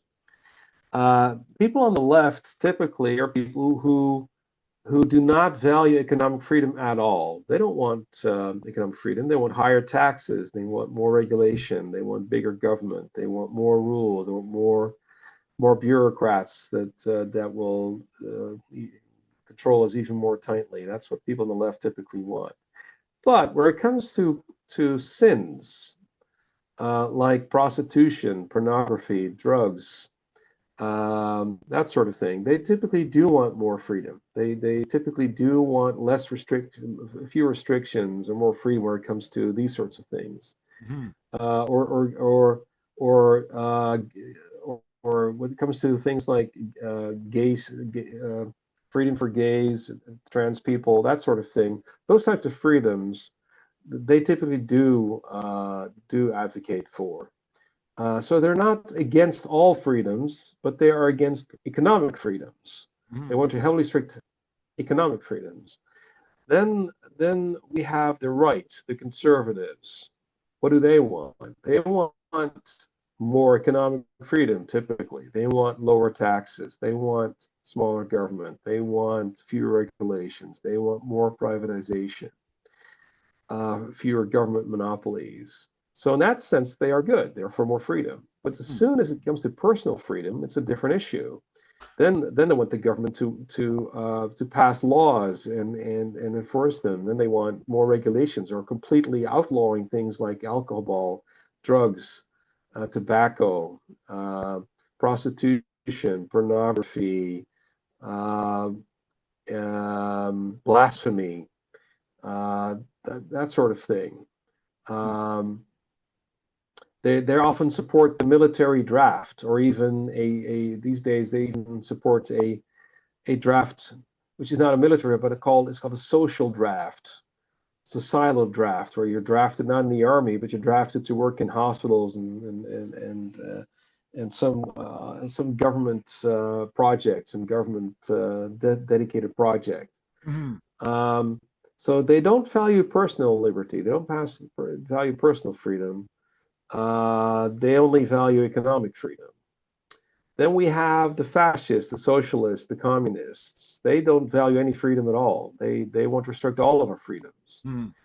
Um, as for freedom of speech, I forgot to mention that one. It used to be that the left was in favor of freedom of speech. Not anymore. These days, the left typically want to restrict our freedom of speech. So Exactly. it's, that's a personal freedom they used to value, but not anymore. Mhm. Um, the left has changed for the worse. Um, Now, then there's the political center. They're considered moderates. They're considered civilized people. They're not extremists. They're moderates. But of course, they don't value. I mean, they don't want to go as far as the fascists and the communists and restrict our freedoms. But there's no particular freedom that they stand for. They're in favor of more economic freedom or more personal freedom. They sort of middle of the road and want to sort of keep things as they are. Mhm. So it's not that great. Then we have classical liberals or libertarians. Those are people who want more personal freedom and more economic freedom. They value all freedoms. They want to restrict government intervention in all areas of life. They want to keep the government out of our bedrooms, our boardrooms, and our pocketbooks. Mhm. That's a good thing. And yes, yes. And of course, the most extreme libertarian would be, well, would be the anarcho-capitalist libertarian who wants to completely privatize uh, all useful organizations, Mhm. whether they be businesses or schools or hospitals or forces or the courts. Anarcho-capitalists want to privatize everything. You don't want any government monopolies in anything. A little bit the next thing would be minarchists, minimal. They're the kind of libertarians who want a minimal state, just the Mhm. police, the courts, and the army, whose sole function is to protect citizens against criminals and foreign invasions, and that's it. Yeah, okay. And Yeah. there's a lot of misinterpretation about the word anarchy. And the thing is, I think that there are, well, I was raised with a lot of punk music and stuff like that. I went to Eindhoven to some very nice venues to listen to some bands and stuff like that. And we pretended to have anarchy or to tell them that, just like anarchy in the UK from the Sex Pistols, of course. But the thing is, it's completely misinterpreted by a lot of people, because anarchy is if they're starting a fire in my home right now, and if I'm gonna solve it myself, that's anarchy. If you are in a system, you call a number, so the fire department comes to get the fire out, right? So anarchy is like, okay, we can take care of ourselves with our society and stuff like that. And that's a lot of things based in the idea or the ideology that you just mentioned. Okay, we can take care of ourselves, but we probably want to pay a lot of less taxes, but to provide some security, as you could call it, right? Yeah, well, not all anarchists are the same. There's a lot of differences among anarchists, and they're highly relevant. So the type of anarchist that you find in the libertarian movement is an anarcho-capitalist. Now, an anarcho-capitalist is someone who is not who wants to privatize the police, the courts, and the army. He doesn't want to get rid of them. He wants to end the monopoly. So anybody can start his own police force, and anybody can start his own court. And that customers decide who they patronize. They decide who they hire to protect them, and they decide when you enter into a contract. Typically, already a lot of businesses, especially major businesses, have a clause in the contract that if there is ever a dispute, it's going to be decided on not by a government court, but by a private court, a court of arbitration, because it's cheaper and easier and quicker than a government court. Now, currently, it's only businesses that do this, but in an anarcho-capitalist society, basically all individuals would sign on to a contract so that disputes will be adjudicated by private courts, by courts of arbitration. And so I think anarcho-capitalism is a view of society that is completely consistent with human nature. So I think it could actually function because it doesn't deny how human nature is. And as a matter of fact, there have been societies that are very similar, very close to anarcho-capitalism. Ireland, for many, many centuries before it was conquered by the British, was basically an anarcho-capitalist society. And it took the British like 600 years to conquer all of Ireland. They conquered 1/3 of the planet in less time. Within a little more than 100 years. It took them a lot longer to conquer Ireland than the other parts of the British Empire. Iceland Iceland I think it was between the 9th and the 12th century, they were an anarcho-capitalist society as well. The Dutch area of Friesland, the north of the Netherlands, during the Middle Ages had a period called Friese Vrijheid, which was a period of anarcho-capitalism, where there were no rulers, there were no lords, there were no feudal lords. So the farmers that just farmed, they were basically the masters of their own farms. And the American Wild West was not that wild. There's actually a book and a documentary series called The Not So Wild Wild West. Because actually, the Wild West was a very peaceful society. And it was basically anarcho-capitalist. There was no government there. There were no politicians passing regulations, and it didn't exist. But there are already many settlers there who basically engage in self-government. It was a very peaceful society that allowed for a lot of growth and a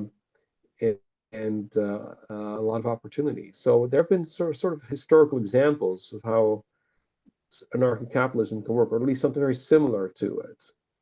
However, there are also people who call themselves anarchists who are delusional, who believe that it's possible to have society not just without government, but without private property as well. So they want to abolish not just the government, private property as well. They have this illusion that it is possible to organize society where you will own nothing and you'll be happy. Oh, wait a minute. Wait a minute. I heard that before. Oh, no. Oh, wait a minute. Is that not Where, Schwabism? where, yeah, so people cannot own land, they cannot own businesses, they can't so the idea is that people will just work not not because they want to improve their own life or the life of their family members, the people they love and care about, but for the good of society. They'll just produce and give it all away, and everybody will just produce and give it all away, and we'll all be happy, and we don't need to own anything. Oh, It's completely absurd. But yeah. yeah, these people exist. They call themselves anarchists. They're also called leftist anarchists or anarcho-socialists or anarcho-communists. So they're basically socialists, but they don't want to enforce socialism at gunpoint. Hmm. They have this delusion that socialism is possible without the gun, without the coercion, without the government, without the camps, without the gulags, Yeah, yeah, exactly. where it's just people will just accept it. They'll just think it's a great idea and voluntarily go along with it, Huh. which is absurd. Socialism can only work with if you enforce force people at gunpoint to go along with it. Except because Uh, otherwise nobody is going to do something, right? You're not going to do it for the benefit for well, nothing. David Friedman explained this very well in his book, which is a book defending anarcho-capitalism. It's called uh, I um, wrote it well, the down. subtitle is Guide to a Radical Capitalism. The Machinery of Freedom is the name of the book. The Machinery of Freedom Guide to a Radical Capitalism. And in his book, there's a chapter where he describes that in a free society, well, what he said is there are basically three ways to get people to do something for you. The first one is love. So a lot of parents will do things for their children for love. They don't get anything in return. They're not forced. They do it voluntarily. There's nothing in it for them. There's no trade. Just they're motivated by love. Hmm. And the second way to motivate people to do something is trade. So you do something for me, and I'll do something for you. Hmm. I'll give you a pencil if you give me a dollar. Right. I'll give you tax advice if you give me well, a little more than a dollar. Hmm. So this is another way to organize things. It's voluntary exchange. It's trade, voluntary trade. People trade their time, their effort, their goods, their services because they're better off. Hmm. What they get in return is worth more to them than what they give up. Exactly. That's the market solution. And then the third solution is coercion, is violence, is gunpoint. Mm. Uh, People typically, when they have a gun to their heads, they'll do whatever they're told. That's the third way to get people to do something for you. Mm. And libertarians have a problem with the third option. We think it should be legal and it's immoral. You should not use violence only in self-defense, but otherwise you should never use violence. Exactly. And uh, and what the leftist anarchists, the anarcho-socialists, don't realize is in a free society, people are already allowed to do stuff for free, which is the Hmm. method of love. To the extent that people are willing to do that, to the extent that people are willing to give up stuff for free, to give it away out of love for their neighbor, they already do it. Um, so they criticize capitalism as an evil system because it's based on selfishness, it's based on trade, it's based on mutual benefit. I do something for you if you do something for me. And they say, that's bad. You should do things for your neighbor out of love. But the Exactly. point is, to the extent that people want to do this, they already can and they already do. So you can't criticize capitalism for being based on trade, on markets. Um, and expect the alternative to be that people do things for love. Hmm. If trade is going to be replaced with anything, it's going to be replaced with the third method, which is violence, which is exactly what happened in all socialist countries that ever existed. Right. Um, and and which is the road to serfdom, the road to tyranny, the road to poverty, Exactly. um, and corruption and misery. Hmm. Twan, um, you also know a lot of know a lot about taxes. Not everything, just like you mentioned in the beginning of the podcast. But what are the best countries to get in where there is a lot of less tax paying, less involvement of governments, and to live a happy and freedom based life? Yeah, well, there's a lot of countries that have things to offer. There's no perfectly free place in the world. So every country that I'm going to mention, every place I'm going to mention has its own pros and cons. It has certain freedoms it restricts Mm-hmm. more and certain freedoms it restricts less. So it's basically personal. That's part of my job. I advise clients on how to pick the country that is most suitable to them, to their needs, to the freedoms that they value most. Mm-hmm. So in my personal case, I chose Florida. And that's because there are certain freedoms that I value very, very much that are restricted less here than anywhere else. Mm-hmm. So a freedom that I highly value is freedom from COVID tyranny, freedom from lockdowns, freedom from mask mandates, freedom from curfews, freedom from vaccine mandates. Mm-hmm. Uh, and I was extremely appalled by the COVID tyranny, where people were being forced to shut down their businesses because they were deemed non-essential by the government bureaucrats, where people had to die alone because their loved ones were not allowed to visit them. Uh, so that was, to me, was a huge disappointment in most people around the world, because I already knew that a lot of people were gullible and were susceptible to government propaganda and basically believe what they're told, believe what they're told in the media, in the schools, in the newspapers, in the TV. Most people are obedient and obey their rulers and obey the orders they've been given. I already knew but that would go this far, and and that I was a little bit surprised at, especially when 95% of the Dutch voters voted for politicians in the middle of a lockdown that wanted to keep the lockdown. That was a huge that was like the nail in the coffin. That was the straw that broke the camel's back. Yeah. So and when this happened, this was in 17th of March of 2021. Uh, uh, and I mean, there was already vaccine for those that believe in vaccines. They could already take it, Mm-hmm. and still we were still being locked down. We're being masked. So that was horrible. At the same time, Florida was one of the very few places in the world that didn't have any lockdowns. There were just 5 places in the world basically there where you didn't have COVID tyranny, and they were Tanzania, Nicaragua, Sweden, Sweden. Yeah. South Dakota, and Florida. And of these 5 areas, Florida appealed to me the most, um, because they have a lot of other freedoms too, not just freedom from COVID tyranny. Um, and Florida did have lockdowns briefly at the very beginning when everybody was still afraid and nobody knew that it was basically bad flu. But they ended pretty quickly, and they had very few COVID restrictions left, and the very few COVID restrictions they had left were all abolished on September 1st, 2020. Sorry, 2020.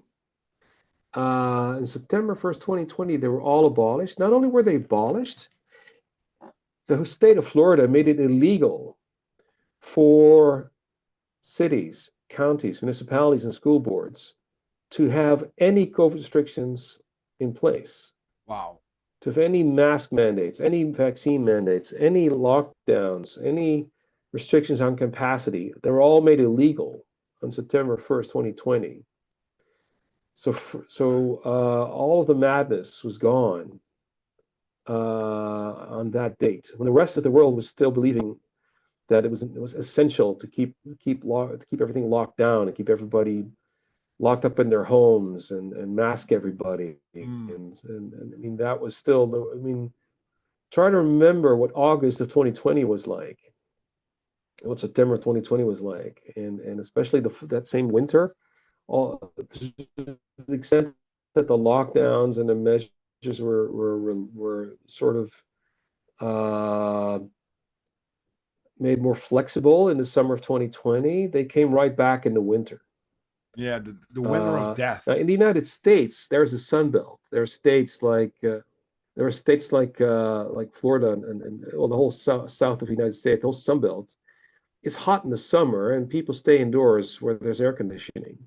So typically in the sun belt, a lot of these sun belt states were locked down in the summer because they were under the assumption that since people stay inside, they're going to give the virus to each other.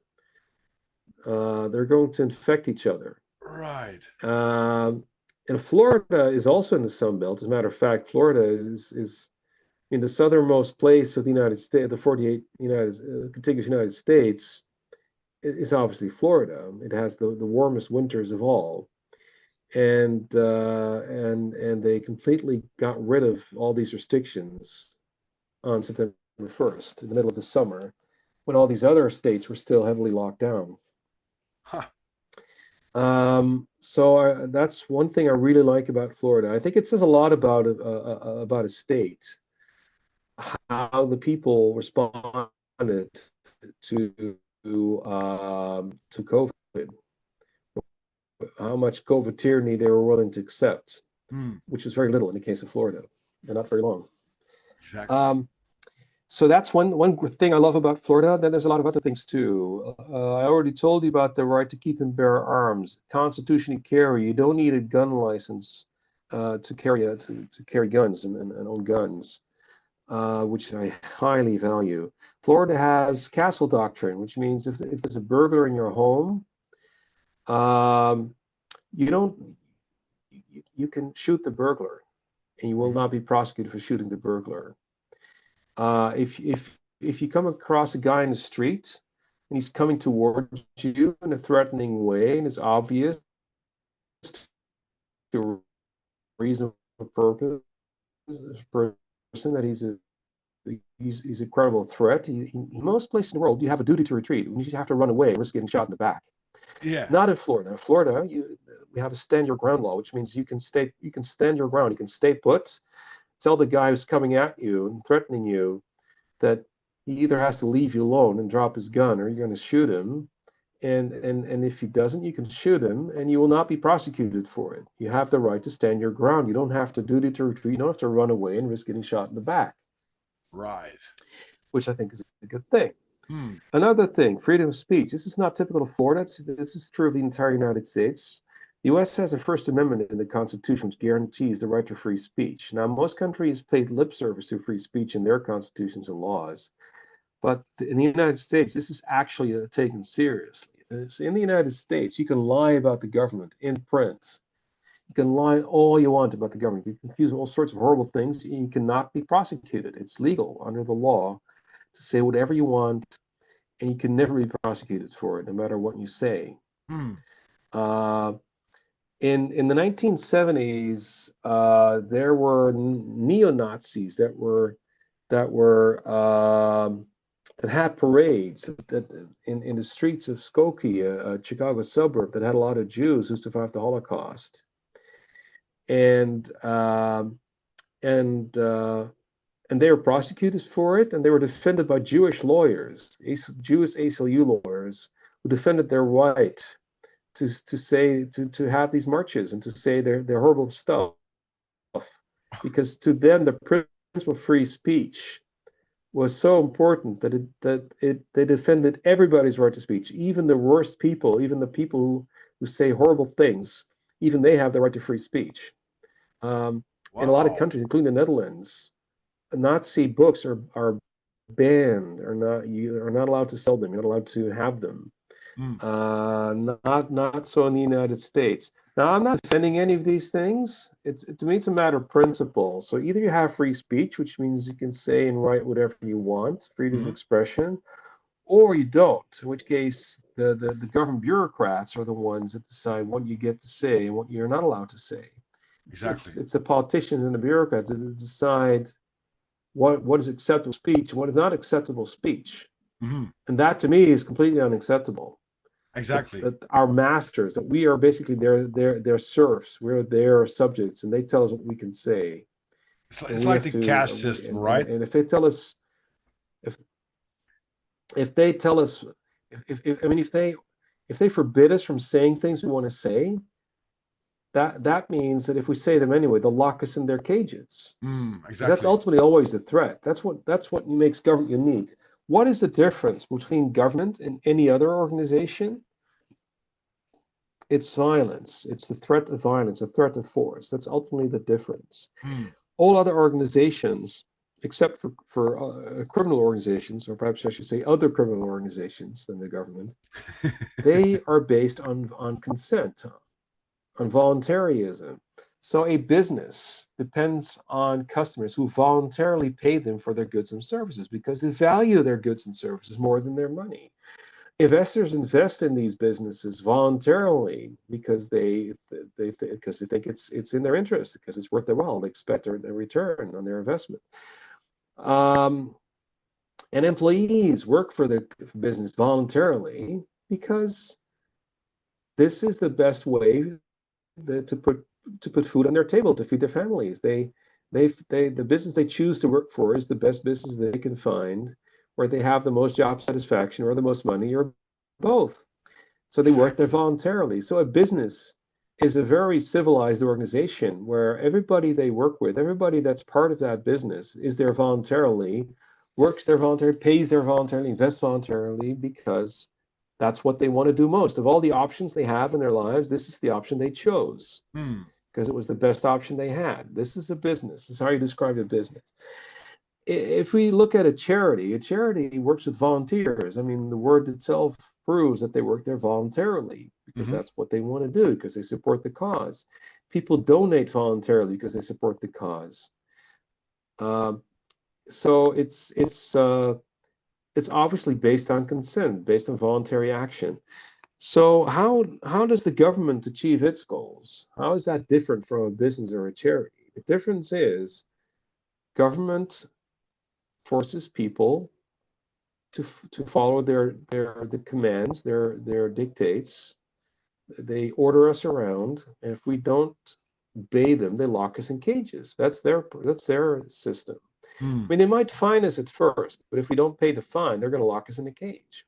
Exactly. Um, that's the difference. Any other organization has to persuade people, persuade them to buy their services, to buy their products, to work for them, to invest in them. Hmm. Persuasion versus force. Businesses and charities use persuasion. Government uses force to achieve its goals. Oh. And this is something that most people don't realize. They're not really aware of it. They say there ought to be a law. Government should fix this problem. Government should do something. What they're really calling for is violence. Mm. What Because they're really otherwise, saying yeah. is violence should be used, or the threat of violence should be used to achieve this objective. That's what Exactly. they're saying. They don't realize what they're saying, but that is in fact what they are calling for. Mm. I mean, so we saw how that And pointed out, right? You give them propaganda, and before you know, your freedom has been taken away by for everyone because a few people are yeah, saying, "Oh, this is better for our benefits" and stuff like that. And before you know, you end up just like you walk down the so streets now like that. Go yeah, ahead. so the government doesn't just use force; they also use propaganda. They can't jail everyone. That's one of the reasons why I highly value freedom of speech. Mm. Government is going to use their tax money they take from us to make propaganda and influence public opinion. And free speech is essential to have to as a counterweight to government propaganda. Mm. Okay, so free speech, that's not unique to Florida. It is. I'd say the U.S. is probably has the free speech laws in the world. Mm. Next is the burden of taxes. Now, there are countries with lower taxes in Florida, but they are a lot lower than they are in Northwestern Europe welfare states. So, for instance, when you live here with a family, a husband, wife, and 3 kids, first $52,000 is tax exempt. There's no tax. There's no income tax. Mhm. Zero. Um, if you make more as a family, yes, there is an income tax, but it starts off pretty low, like 12%, 20%, 24%. So the middle class in a place like Florida pays very little tax. Now, if you're rich, if you make over $500,000 a year, yes, then you pay 37%, which is still a lot less than 49.5% when you pay in the Netherlands, or Oh yeah, 56% when you pay in Spain. Um, 60. but yeah, it's in Spain it can be as high as 56% depending on the region where you live. Yeah. Wow. Um, so some people want to go to Spain. It's a tax hellhole, so don't go there for tax reasons. Okay. Um, Okay. anyway, the so Florida it has no state income tax. It's just a federal income tax. So the tax rates I've been telling you are federal income tax rates. Then let's say estate tax, inheritance tax. So in Florida, it's if there's a federal estate tax, you pay it if the estate is more than $12 million. First $12 million is tax free, and when you inherit, if the estate is smaller than $12 million. Now in the Netherlands, it's like a couple of thousand euros that's exempt, and all the rest is subject to inheritance tax. Yep. Unless you're married. I mean, if you're a surviving spouse, then it's 600,000. That's something. But if you're not married to the person who leaves you money and his inheritance, a couple of thousand is all you get tax free, and the rest is all taxed. Um, that's why a lot of people marry in the Netherlands before they die to someone they're not romantically involved with, just to avoid the estate tax. Exactly. Um, so other taxes like VAT, there's no VAT. There's a sales tax, but it's just on goods, not on services, and it's just 6%. Well, any penny is one too many for me, but it's a lot lower than Western Europe, where in Scandinavia it's 25%. In Hungary, where you want to go, is 27%. Oh, 27. And Oh. yeah. Oh, here here it's 6% just on goods, not on services. Gasoline taxes. So gasoline in the Netherlands typically will cost you twice or 3 times as much as it does in Florida. mm, Then there are ownership taxes, road taxes you pay when you own a car. So in Florida, you can buy a really big pickup truck, like 2 or 3 times as big as most Dutch own in an automobile, and they'll yeah. pay like a couple of, like maybe 10, 20, $30 a year. It's like a registration fee. It's not really, it's not, Oh, it's hardly, wow. you can hardly call it a road tax or an ownership tax. So it's quite normal here that people have multiple cars. Um, I could imagine that if you spend some money but you have a lot less, or you keep a lot of that, and you already had yeah, the wow. Yeah, yeah. we pay a So for lot. instance, it's quite common for a farmer, even if he's a dirt farmer, to have 6 cars. It's quite normal for Floridians when their kids turn 16 to give them a car of their own so they can drive to school. Um, Also, the average American consumes twice as much as the average Dutchman. So something a lot of people don't know, because the middle class taxes are quite low in America. They're so much higher in Europe, and of course, our burden regulations are a lot higher too. But as a result, the average American consumes twice as much. The average home is much bigger than the average Dutch home.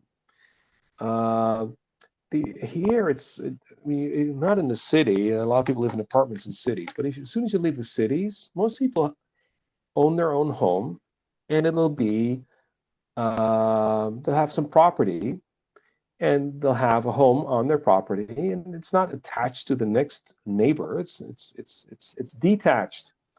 This is normal, and this is not just for the middle class. This is even for working class people.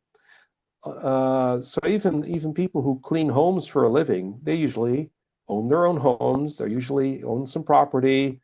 They have a big house. They have a big yard, a big front yard, a big backyard. They have a driveway, and they have a couple of cars parked on their driveway because all their kids get their own cars too. And this is normal. Wow. Yeah, so and I once talked to a guy who drove through Florida, and I said, well, I drove through the countryside of Florida. What I noticed is a lot of those homes were not really maintained that well. So they looked a bit shabby, like the cars were kind of old and the homes were kind of old. I said, yeah, you know why that is? Those are the kind of people that in the Netherlands would live in government housing, public housing. They live in tiny apartments. They wouldn't own a home. They wouldn't. They had no place to put their junk, to put their cars. They wouldn't. The upkeep, the maintenance of the outside of their home is not done by themselves. It's done by these government subsidized housing agencies. Yeah, exactly. These housing associations. They don't get to own their own homes. They don't get to own their own property. So yeah, it's true. I mean, in the Netherlands, people who own their own homes, detached homes with some property, they tend to be doctors, lawyers, they tend to be farmers, they tend to be the upper class, the upper middle class, people who have really good a good job. They're the Yeah, kind of people who can afford it, and everybody else is forced to live in these tiny apartments. exactly. So yeah, and those type of people, they tend to maintain their homes well because they can afford it. Exactly. Now, Exactly. but in Florida, basically everybody who has a job, even if it's a low job, a low paying job, can afford to live in a place of their own, can buy some property, buy a home. Yeah, and by the time they paid for all that, they tend to be the kind of people who don't, well, who drive old cars. They tend to be the kind of people who don't maintain their home all that well. Hmm. So if they have a metal roof, it may be rusty. If so, yeah, it doesn't look that great. That's because the difference, I mean, the doctors and lawyers in Florida live in really nice homes. They're well maintained. Yeah, Our yeah, upper middle exactly. class lives in really nice homes. Uh-huh. Uh, but here, everybody can own their own home. Basically, if you have a job, you can buy some property if you live in the country. Hmm. That's why it looks so different. That's not Exactly. because it's not because we're poor. It's because we're richer. It's because it's a much richer place to live. People have a lot more money to spend. They can afford to live in a big home. Hmm. And are you still living in the Netherlands, or are you now in America? Both. And I'm a dual resident. I live both in the Netherlands and in Florida. okay, cool, cool. Yeah. And the best way to start a business is then in Dubai before because of the Yes. system itself, and probably live in Florida. Yeah. Is that Well, it depends on what you value. So I was telling you all the freedoms that I like in Florida. yeah, the So pros and the I cons, haven't right? even finished. I haven't finished them yet. We also have school choice in Florida, which means you can pick the school you want, including private schools, and the money that would have gone to the government school follows a student to the private school. It's like a voucher system, which means there's competition among the schools. Another thing is you can do homeschooling here legally. And that's not unique to Florida. All 50 states allow for homeschooling. Florida's rules are the most liberal, probably the most relaxed, but it is legal in all 50 states. And as a result, there's like 10 million kids in America who don't go to school. Hmm. But when they turn 18, they often do go to college. And what we find is that they do better in college than the kids who did go to school on average. Indoctrination camp. So it's the schools that kept them behind. Of course, this may change in the future because since COVID, a lot of red states are introducing school choice. That didn't used to be the case until before COVID. School choice was very rare in America. I mean, Milton Friedman started advocating for it in the 1950s, and not just him. A lot of good people have advocated for school choice, but it was never passed, Hmm. almost nowhere. So in America, typically, either you sent your kid to a government school, or you send them to private school, and then you had to pay not just taxes for the government school, but you had to pay tuition for the private school as well. So you were paying twice. means it's unfair competition, which means that the private schools didn't really have a real chance to compete. Mm. That's because of COVID. A lot of parents started noticing what the public school teachers are teaching their kids, because they were looking over the kids' shoulders when they were being taught on their laptops, and they were afraid. They when they found out what they were being taught, they said, "This is horrible. We're going to do homeschooling, or we're going to send them to a private school. We're going to vote for politicians who will vote for school choice." Mm. And it's changing now. There's now 2 states that have full school choice, which is Arizona and Florida, and a lot of other red states are introducing some level of school choice now. So things are changing Mm. for the better. Another thing that I like about Florida is the burden of regulation is quite low. We have a lot of economic freedom. There's a website called freedomto50states.org. And what you find is that Florida has always been amongst the 2 free states in the union, along with New Hampshire. Just in general, there's a lot of freedom. There's a lot of economic freedom, personal freedom. The government is fairly small, doesn't spend that much money, doesn't have that many government workers. So it's always been in the top 2 of the free states in America, and of course during COVID they became number 1, at Mm. least in my book. Um, Another thing is a lot of people have common sense here. So when I in the county in Florida where I live, people sometimes ask me, "Why did you move to Florida?" And I tell them, "Well, the reason I just gave you. Yeah. I gave them the Plenty. same reasons." And when I tell them, they say, "Welcome to Florida, sir. We should have more people like you over here." And I always get this positive reaction. I've never had a bad reaction when I tell them when I'm very explicit about all these things. Hmm. I'm not one to mince words. I say what I think. And in the county I live, 80% of the people voted for Ron DeSantis in the last gubernatorial election. He's the governor who abolished all COVID restrictions on September 1st, 2020, and then made it illegal for all the school boards, cities and municipalities and counties to have COVID restrictions. And he's also the governor that signed constitutional carry into the law, who cut taxes, and he's done more good. He's not perfect. I mean, I can name you a few things he's done that are not so great, but he's not perfect. But he's probably the best governor of all the 50 states. Mm. And 60% of the Floridians voted to re-elect him in the last gubernatorial election. Wow. So that's another thing I like. I sometimes say there's people in the Netherlands with good common sense, but there's so few of them that I have the feeling I probably know all of them personally by now. Whereas Exactly. whereas in Florida, it's actually normal for people to have common sense. It's quite common here. Wow. Um, yeah.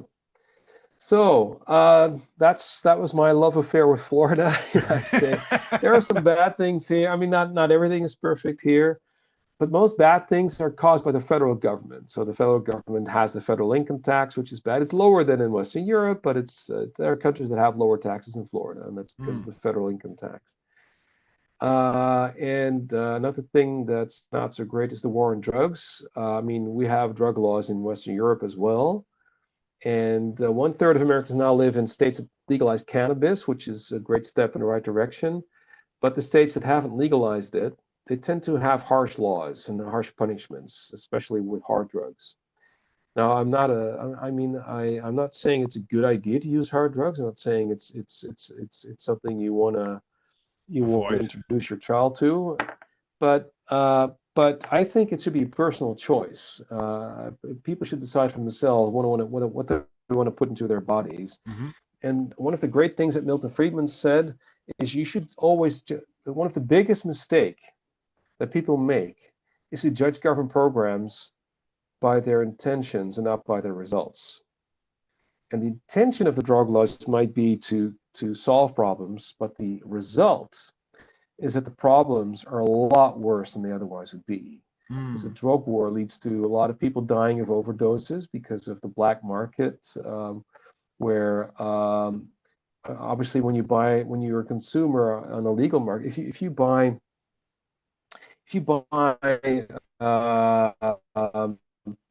opioids in a pharmacy with a permit in a legal market, obviously you're going to get the real stuff, and you can easily dose it, and you can easily prevent an overdose. If you buy morphine in a legal market, uh, very few people die of overdoses when they are given morphine legally. The ones who die of overdoses are the ones who buy it in the black market because they don't know what they're buying. So it's Right. a direct result of prohibition. Another thing, during America used to have alcohol prohibition from 1920 to 1932. Alcohol was illegal. At the time, the crime rate went through the roof. The corruption rate for corrupt judges and prosecutors and cops went through the roof. The murder rate went through the roof. It was completely corrupting society because obviously people kept drinking alcohol, and they couldn't buy it from Jack Daniels and Jim Beam anymore. Now they had to buy it from the mob, from the Moonshine. mafia, Yeah. from Al Capone and his people. So Yeah. so Yeah. the mafia made a ton of money during alcohol prohibition, and it became very powerful to this day because they were able to keep most of the money they made illegally during alcohol prohibition. And so the influence that the mafia has on American society greatly increased because of alcohol prohibition. And then it was fortunately people saw the light, re-legalized alcohol in 1932, and the problems didn't completely go away. There's still alcohol Yeah. Of course. problems, but the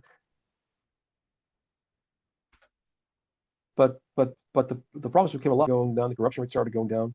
Um, and I think you lost me there. So Yeah. after You alcohol just was were. re-legalized, the murder rate Yeah. went Exactly. down. The murder rate went down. The corruption rate went down. The crime rate went down.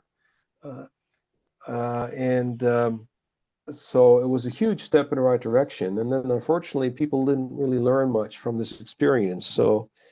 Uh, so in the 30s, they criminalized a lot of the drugs. They're still criminalized today. But they didn't really enforce it very strictly. That started happening under Richard Nixon. He started the war on drugs in the 1970s when all the hippies were doing LSD and Mm. cannabis, and he started the war on drugs, and it's been a complete disaster. So the crime rate went through the roof again. The murder rate started going through the roof again. The corruption rate started going through the roof again.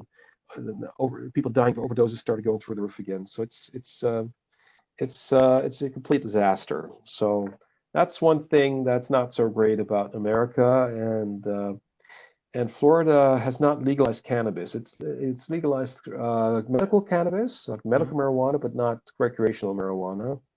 So I mean, me personally, I don't care about it. I don't use it anyway. I hate the smell of it. So Uh-huh. I'm not personally affected by it, but as a matter of principle, I think it's a bad thing that it hasn't been legalized. It should be legalized. Yeah. Exactly. Um, okay, so other countries. You asked me which are the better countries to move to. And I already Yeah. gave a lot of information on Dubai. I mentioned how it's basically paradise for business owners. It's a great Oh, now place you're. to do business, start a business, to Mhm. grow a business. Um, um, yeah, so economic freedom is great in Dubai. Personal freedom, not so much. So freedom of speech, don't criticize the royal family. That's not a good idea in Okay. Dubai. No alcohol. Drugs do not. Well, if you're not a Muslim, you can legally drink alcohol. So supermarkets Okay. have a special section for non-Muslims. You can buy pork and alcohol. The restaurants and the bars are allowed to sell you alcohol if you're not a Muslim. They don't really check it. They don't ask you for proof that you're not a Muslim. No. No. No. So Okay. But in principle, yeah. Uh, it's not like where in America we have to show you're 21 to show your ID. That's not how Mhm. it works there. Um, but yeah, don't bring drugs there. If you get caught with drugs, they're going to lock you up for a long time and then deport you. So it's bad. It's not a good place where it comes to that sort of thing. Also, Gay sex is against the law. The law is not really enforced very strictly, but it is against the law. It is illegal. As a matter of fact, it even carries the death penalty. I've never heard of it being imposed. I've never heard of anybody actually being executed for having gay sex. Wow. But it's an Islamic country, so it's on the books. I mean, in practice, a lot of people are doing it, obviously, and a lot of people are, and I've never heard of anybody being prosecuted for it. But there's a chance that, yeah. But it is against the law, so that's not. So, no country's perfect, and Dubai is not perfect either. Um, there are some bad things there too, like anywhere. Um, well, another country that you might want to look at if you're a European and want to stay in Europe, you might want to look at places like Cyprus and Malta because they have a lot going for them. Their tax rates are very low, even for their own people, for their own subjects, their own citizens. But for foreigners, if you're a foreigner and you move there, then it's even better because the first 17 years that you're there as an expat, the taxes are very low. For instance, in Cyprus, if you're an expat, if you're a foreigner living there temporarily, the first 17 years, zero tax on dividends, on profit distribution, zero tax on royalties, zero tax on interest, zero tax on capital gains, unless it's recipient real estate. If you start a business, you take a salary of 20,000 tax free. The rest of the money you leave in the company, it pays 12.5% corporate income tax. After that, the rest can be paid as dividends, and those are tax free. So the 12.5% is all that you pay. Huh. If you work abroad, the money you make it's tax free under certain conditions. So there's no gift tax, there's no inheritance tax, there's no wealth tax, there's no capital gains tax other than Cypriot real estate. Hmm. If you buy a property there and rent it out for $1,500 a month, the rental income is tax free. If it's more than that, you're going to pay tax. But if you just buy one property, rent it out, and or use it yourself every now and then and rent it out, taxes are zero on the rental income Wow. at that level. Um, the burden of regulation is low. Um, uh, and most of these things are true for Malta as well, by the way. Taxes are low in Malta. They're even lower there than in Cyprus. If you start a business there, you effectively pay a 5% tax on the profits of the business. And if you sell the business, the capital gain is tax free. Cyprus too, Malta too. Huh. The Malta does not tax foreign sourced income unless you're remitted to Malta if you're an expat. If you have foreign sourced capital gains, you can remit to the country right away. There's no tax on them. So these are great places from a tax planning perspective.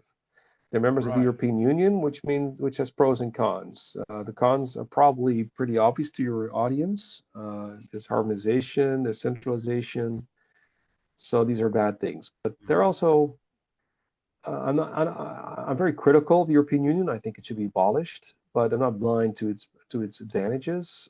So one advantage of these countries being European Union member states is emigrating there is like moving to another province in your own country. It's Exactly. you just fly there and you buy or rent a home and that's it, pretty much. I mean, either you don't need a work permit or they can't refuse if you ask for one. Hmm. So that's very easy. Also, because they're members of the European Union, uh, there's the four fundamental freedoms: freedom of establishment, the free flow of goods, services, and capital. There is the decisions by the European Court of Justice, which tend to benefit tax avoiders. So if you want to avoid tax, and you still own a business in your home country, and you want to take dividends from your home business, typically that's tax free under the Parent Subsidy Directive of the European Union. So if you receive dividends, royalties, interest from your business in the country where you currently live, you keep receiving them after you move to a place like Cyprus or Malta, you can probably get them tax free. Um, Furthermore, they're both former British colonies and became dependent only fairly recently. Cyprus in 1960, Malta in the early 80s. Mhm.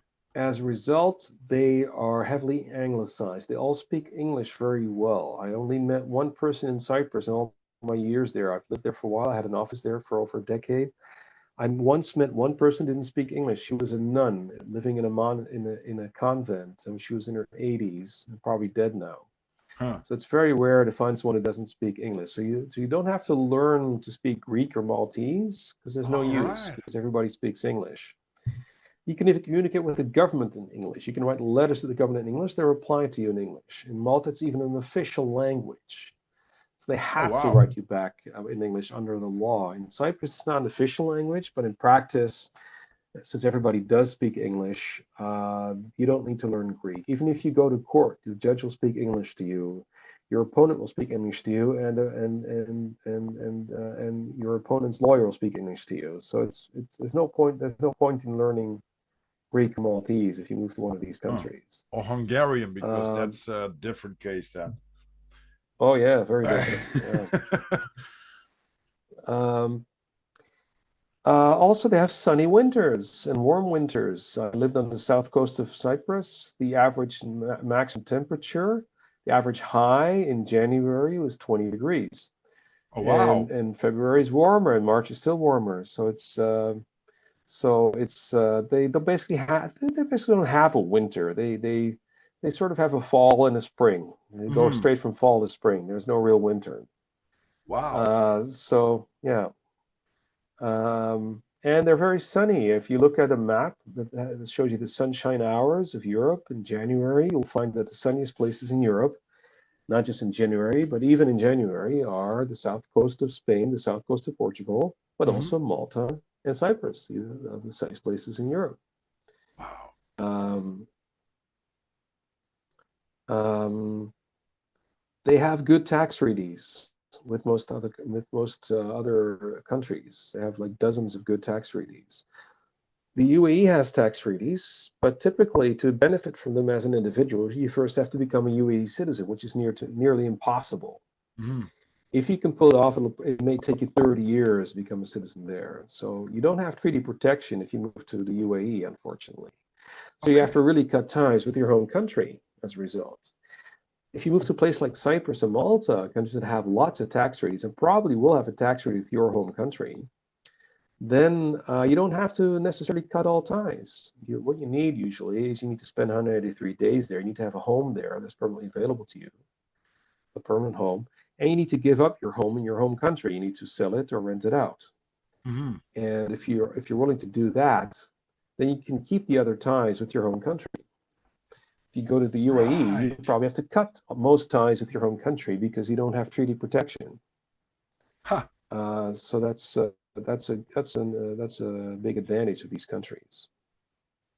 Right.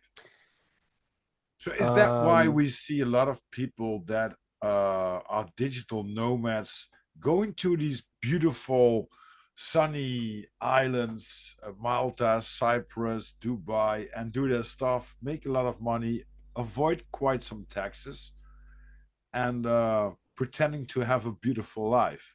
Because on the internet you can pretend everything, right? yeah. But it makes sense, Well, right? if you don't live anywhere, if you travel nonstop, if you're a globetrotter, then you don't pay tax anywhere either. Unless you're an American, then you need to stay away for 330 days out of the year, and even then they'll still tax your passive income. But Okay. so So Americans are if I taxed based on their citizenship. But if you're not an American and not a citizen of Eritrea, these are the two countries that tax their citizens on their worldwide income, even if they're non-residents. But if you're not an American, you're not an Eritrean. If you become a real world traveler, perpetual traveler, you probably don't have to pay tax anymore. Oh wow! Now, But now, that, now we're talking, Tuan. but yeah, well, the one thing you should keep in mind is if you don't have a home anywhere, don't have an address anywhere, you probably can't open a bank account anywhere either. which makes life difficult these days if you don't have a bank account. So probably what Exactly. you need to do if you want this lifestyle of traveling the world is you need to establish residency somewhere, so that you can have at least have a bank account. So you can, but that can be in a very low tax country like Dubai, for instance. Mhm. If you are becoming a UAE resident, you just have to visit it once every 180 days to maintain your residency, and you don't pay tax there anyway because well, there's no income tax there. So So there's no downside to becoming a resident there. so do I get it right? If I let's say if I sell everything that I have here, I buy myself an RV, like a camper, right? Yeah, Mobile home, yeah, and I will have a business or have a residence in Dubai. Then I can travel all over the world, don't have to pay taxes, only need the yeah. registration for my camper van or for my mobile home, and of course the business registration, which means that I have to go 180 days to go to Dubai once in a while, and then I can live quite a free life. I can go wherever I want. I will be mobile. Is that right? Yeah, that's right. And the same thing will work if you become a resident of a country that doesn't tax your worldwide income, but only locally sourced income, a territorial tax country. You could do the same thing. A country like Georgia, which is the only one in Europe that has it, but you could also choose a lot of other countries. Like in Latin America, you have Nicaragua, Costa Rica, Panama, Paraguay. Um, Bolivia. There's a lot of countries that have in the Caribbean that have it. There's the Philippines. There is Malaysia, Hong Kong, Singapore. They all have territorial taxation. Um, so Georgia is probably easiest if you're a European, Mhm. to establish residency. By the way, even if you do live there, if your turnover, if you're self-employed and your turnover is under $165,000, you pay 1% on your turnover and zero on your profits. Wow. And if you make more than that, it's still just 3% on your turnover, not your profits. So Georgia is quite an interesting country. It also has a very low cost of living. So it's you don't just save taxes if you live there. You save on your cost of living too, quite a lot. Plus, if you buy property there, you rent it out, you pay just 5% tax on the rental income and 5% capital gain when you sell the property. Wow. And there's no property taxes in Georgia, so it's another interesting place. These are very interesting topics that we touch based on, Tuan, because I think that a Yeah, lot of people are seeking for some financial and individual freedom. And as you mentioned, you can have a quite nice country with some financial freedom like Dubai, but restrictions on several laws are very highly um, restricted, right? So you shouldn't do pushing the law there because you will end up in jail for a long time or probably dead if you're gay, right? And no, on no, the no, no, no, no, no, no. I mean, the law is on the books. Capital punishment for gay sex is on the books. okay, but it's I don't not think it's I don't think it's been the country became independent in 1971. I don't think they executed a single person for having gay sex since 1971. So it's okay. Okay, it's that, it's that that's it's it's it feels bad that the law's on the books, but they don't actually execute gays. okay. Okay, but It's the just the law on the otherwise, books. the, But the, still, yeah. the other thing around is that countries with a lot of individual freedom, they have probably a very bad financial freedom. So it's a little bit like I said with the Nolan diagram. You know, Chart. there's some pros and Yeah, cons. actually, yeah, no, that's not necessarily true. I mean, it's true for Dubai that it's has economic freedom but not much personal freedom. That's also true for Singapore, but these are exceptions to the rule. Hmm. Usually, countries that have a lot of economic freedom also have a lot of personal freedom. Okay. Like Florida does, and Cyprus and Malta also have both economic freedom and personal freedom. So it's not necessarily the case. You have to choose one or the other. Hmm. Um, Switzerland has a lot of personal and economic freedom. It's not cheap to live there. Cost of True. living is high, but the taxes are low, and there's a lot of freedom there. It's according to the Human Freedom Index, it's the freest country in the world, Mm. I've been there and several it's times. probably true. Yeah, it's probably true, but there is one caveat, which is the Swiss take their laws very seriously. Oh yeah, don't speed. Uh, Don't speed so they drive your enforce their car. laws very strictly. Yeah. Whereas in a country like Cyprus, I mean, I used to live there for a while, and it's different because they have laws, they have all these rules, but they don't really enforce them. I mean, the crimes have victims, they are enforced, but the victims' crimes are not really strictly enforced. So, for instance, there's a helmet law. If you ride a motorcycle, you have to wear a helmet. Uh-huh.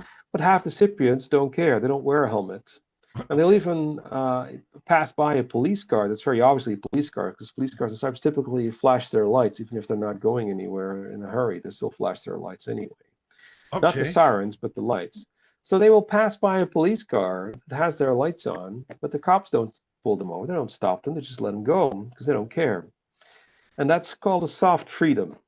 So Right. if you study, I mean, in the U.S., there are actually states that do not have any helmet laws. Like New Hampshire doesn't have a helmet law. Uh, in Cyprus, there's a helmet law, but there might as well not be a helmet law because it's not enforced anyway.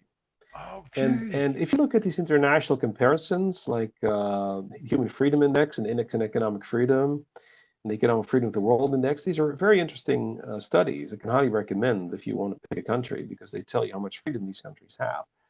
But there's one drawback to these international reviews, which is they don't really measure how strictly the laws are enforced. So Switzerland comes up number one because they have very few rules and low taxes. Hmm. But the problem is they do enforce them quite strictly. Exactly. If you ride a motorcycle in Switzerland without a helmet, you're going to get caught very quickly and get fined, and the cop's not going to let you go. Same is Exactly. true if you speed. If they speed, they will fine you heavily. And The, going the to fine is jail. based on your yeah. You quickly go to jail in Yeah. Switzerland for speeding. But if they don't send you to jail, they give you a fine based on your income. And if they don't know your income, they'll assume it's very high and give you a really high fine, like 5,000 marks, not marks, francs. Francs. Yeah, it's a lot of Yeah, money. It's yeah. a lot of money. So yeah, so I once got caught speeding in Switzerland. I think it was like a highway, a freeway where you were allowed to do 80, and I did 100, and I was fined 5,000 francs for going 100 where you're Oh, allowed to go 80 on a freeway. Yeah. that wasn't that free. Uh, Well, yeah, I know a lot of not a lot of, but well, we have some friends of Switzerland, and we go there once a year. We go there, but we know that just like I always say, just read the signs. Is it 70, drive 70 or 65? Because when you got caught, it could go very fast bad. But the other thing is, everyone, just like you said, has a gun at home, and it's allowed. yes, And it's a very what really fascinated me is that the people are very, very, really liberal, in the way that they have a lot of freedom, as you said, and there are a lot of there are less laws, but you have to obey the law, and that's it. And then you can have a beautiful life in a beautiful country, also, because Switzerland is very, yeah, very nice country. But yeah, every country has its pros and cons, of course. And yeah. you advise people to, on a company side or on a personal side, if they want to invest or have more financial freedom or want to pay less taxes. Please tell the listeners where they can find you and reach out for you. I guess it's probably easiest to go to my LinkedIn page, which is linkedin.com/Toine Manders, my name. You can also go to my website, toinemanders.com. Uh, so either will work. Okay, I'm gonna. Oh, you could just Google me. You can just Google me, you'll find it too. But there's another guy who's also called Toine Manders. Who's And also a Dutchman. He's an MEP, a member of European Parliament. I saw that. And Yeah. Yeah, and He took your he's name? not that well. He's older than me, so I can't say he took my name, but yeah, he's not a libertarian. No, no, So don't mistake him for me. We're very different people. exactly. I'll put it in the show descriptions. Twan, Yeah. time flies when you're having fun. We're almost 3 hours ahead, I think. Now, no, four almost, right? Half past 10. Really? Yeah, 2.5 hours. Do I say that? Oh yeah, you're right. It is getting late. Yeah, I don't have any time. This disorganized productions. I'm sorry for that. But I I always guess have. your name, you're living up to your name. Yeah, I do. Exactly. Exactly. That's the way it should be. Practice what you preach, right? So Yes, I I agree. always have 12 questions for my guests. Um, and I have to be honest with you, I thought these were easy questions, and a lot of people struggled a little bit with them. And then on last Monday, I was interviewed. I had a podcast. I was jumping on a podcast, and they asked me my questions, and I had to struggle with them, just like, oh my God, what do I put my guests through? So be aware. Um, so that there's no strings attached. You can give several answers. I have to say that because I did that too, because it was too hard. The first question will be, what is your definition of God?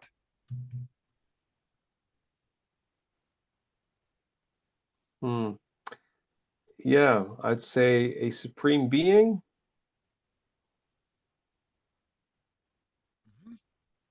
And what's your definition of the devil?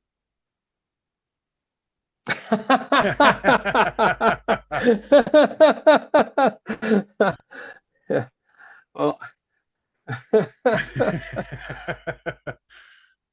I'd say the government. Oh, that's a good one. That's a good one. Yeah. Right, now there are, I think, easier questions, but well, let's see. What's your favorite color? In Dutch, I would say de staat is het kwaad. Oh yeah, yeah, yeah. And het kwaad regeert. Hmm. Yeah, so the government is the devil. Yeah, I made a Yeah. song about that on my channel, Disorganized Productions on YouTube, about fuck the lockdown. It was is in Dutch, but I brought it out just like 1 month or 2 months in lockdown, and it has quite some good lyrics to it, I think. So Okay, sounds interesting. yeah. All right, we're gonna ask you 10 questions. So, what's your favorite color? I like blue skies, so I'd say blue. What's your favorite music? Uh, yeah, yeah. So it's sort of rock and roll, 1950s, 60s. Elvis Presley, Simon and Garfunkel are artists that I really enjoy. I do also like a little bit of classical music, like Mozart, but mostly it's like the golden oldies from the 50s, 60s, All right. 70s. All right. Yeah. What's your favorite movie or series? Favorite series. Uh,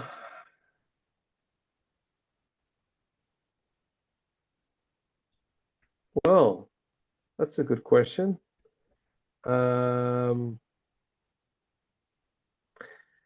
Penn and Teller used to have a series called Bullshit that I really liked. I can highly recommend. You can find some of it on YouTube, Mhm. where they it's sort of it's in a way it's like Mythbusters, but these are like political myths, Okay, cultural cool. myths that they're busting. So yeah, that's really good. Um,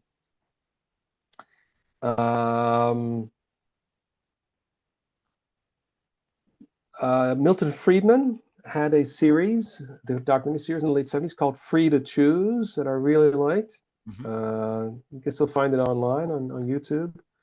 where he did an excellent job at spreading these views that I'm spreading. He's a little bit more modest than me, you might say, a little bit less radical, but Mhm. not much less radical.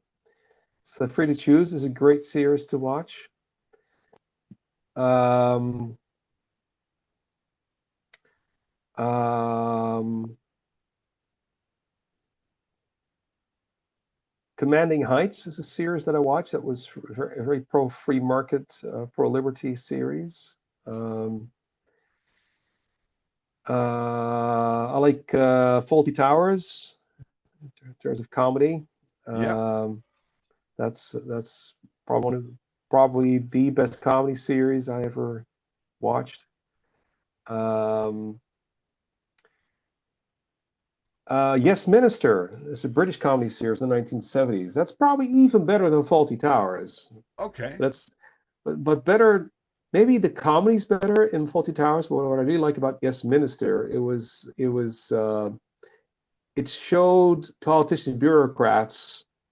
It made fun of politician bureaucrats, and but you could tell that they did it by exaggerating it, but not even that much. Just a slight exaggeration is enough to make you laugh because what they do is so absurd. Um, Okay. that's probably the best one is Yes Minister. I'm gonna check that out, and I'm gonna put it in a show description. All the things that you say now. Um, what's your favorite book, one? It's called How I Found Freedom in an Unfree World by Harry Brown. Wow. Yeah, Favorite? it's Yeah, go ahead. yeah. Do you want me to elaborate If or if not? you like to, yeah, of course. Okay. Yeah, so this is a book where one of the chapters is freedom from government, where he describes how you can uh, achieve more freedom by either moving to a country that offers you more freedom or by finding loopholes in the laws Mhm. and thereby avoid the laws and avoid the taxes and avoid the regulations. So that was highly inspirational to me. It's probably part of the reason I picked the career that I did, which has always been helping people avoid government tyranny, avoid the well the unjust actions that governments try to subject their subjects to. Mhm. Um, Helping military draftees to avoid a military draft, helping taxpayers to avoid tax, helping business owners avoid regulations and protect their assets, and helping people achieve more freedom by moving to free countries. But most of the book is actually not about freedom from government, but in freedom in from restrictions imposed upon you by people around you, like friends, colleagues, bosses, relatives. There's a lot of people, they sort of they don't realize that you can easily change the people you hang out with. You can change the friends you hang out with. You can change your jobs. You can change a colleague. You can change bosses. You can start your own business. Right. If your relatives don't treat you well, you don't have to see them that much or not at all. Mhm. And also the partner, your life partner that you pick will have a huge influence on your life and can be. And if your life partner is someone who wants to restrict your freedom, wants to tell you what to do and forbid you from doing stuff, that can be a huge course of conflict and misery. So what he's basically saying is, be very careful in who you pick. Be careful not just the pick the person you live with, but also be very careful in who you pick on people to work with, to business with, to work for. Pick your friends very carefully. Pick people who appreciate you for who you are, who have no desire to change you, no desire to restrict you, because they like you and appreciate you for who you are. Mhm. I mean, it's an excellent book. Like I said, the best book I ever read. So, summarizing it in 2 minutes obviously doesn't do it justice, but I hope this is enough to arouse your interest to actually read the book. Absolutely. Absolutely. Tuan, what's your favorite kind of beverage or drink? Water. Good one. That was And my I answer also like too. I also like freshly squeezed orange juice if it's really fresh Mm. and if the sweet oranges. Florida has oranges, right? Absolutely. Oh yeah, okay. What's your favorite food? Well, I have well, I like meat, especially steak, especially fillet steak, like uh, bife de lomo or Mhm. tournedos, it's called in French. Um, so I'm basically a meat eater more so than other stuff. But I also like warm vegetables if they're well prepared. Yeah, And the steak, how would you like it? Medium, medium sauvignon, rare, rare, medium rare. All medium right, rare. Yeah. good. Of course, in Europe, it's usually in Europe they usually don't you don't get it. If you order medium rare, you get medium. But Yeah, but I like medium rare. Yeah. yeah, and it's between them, right? Yeah, I like the blood in the middle, and then going going denser or better cooked. Yeah, exactly. Tuan, what's your favorite holiday destination? The United States. Of Okay. course, I live there now, so it's probably the wrong answer now. But for my whole life, it's been the United States. I visited the U.S. usually once or twice a year or more. And now, of course, I spend a lot of time here. I fly back and forth between the Netherlands and Florida quite a lot now. Hmm. We come to the Yeah. last two questions. What's your favorite quote?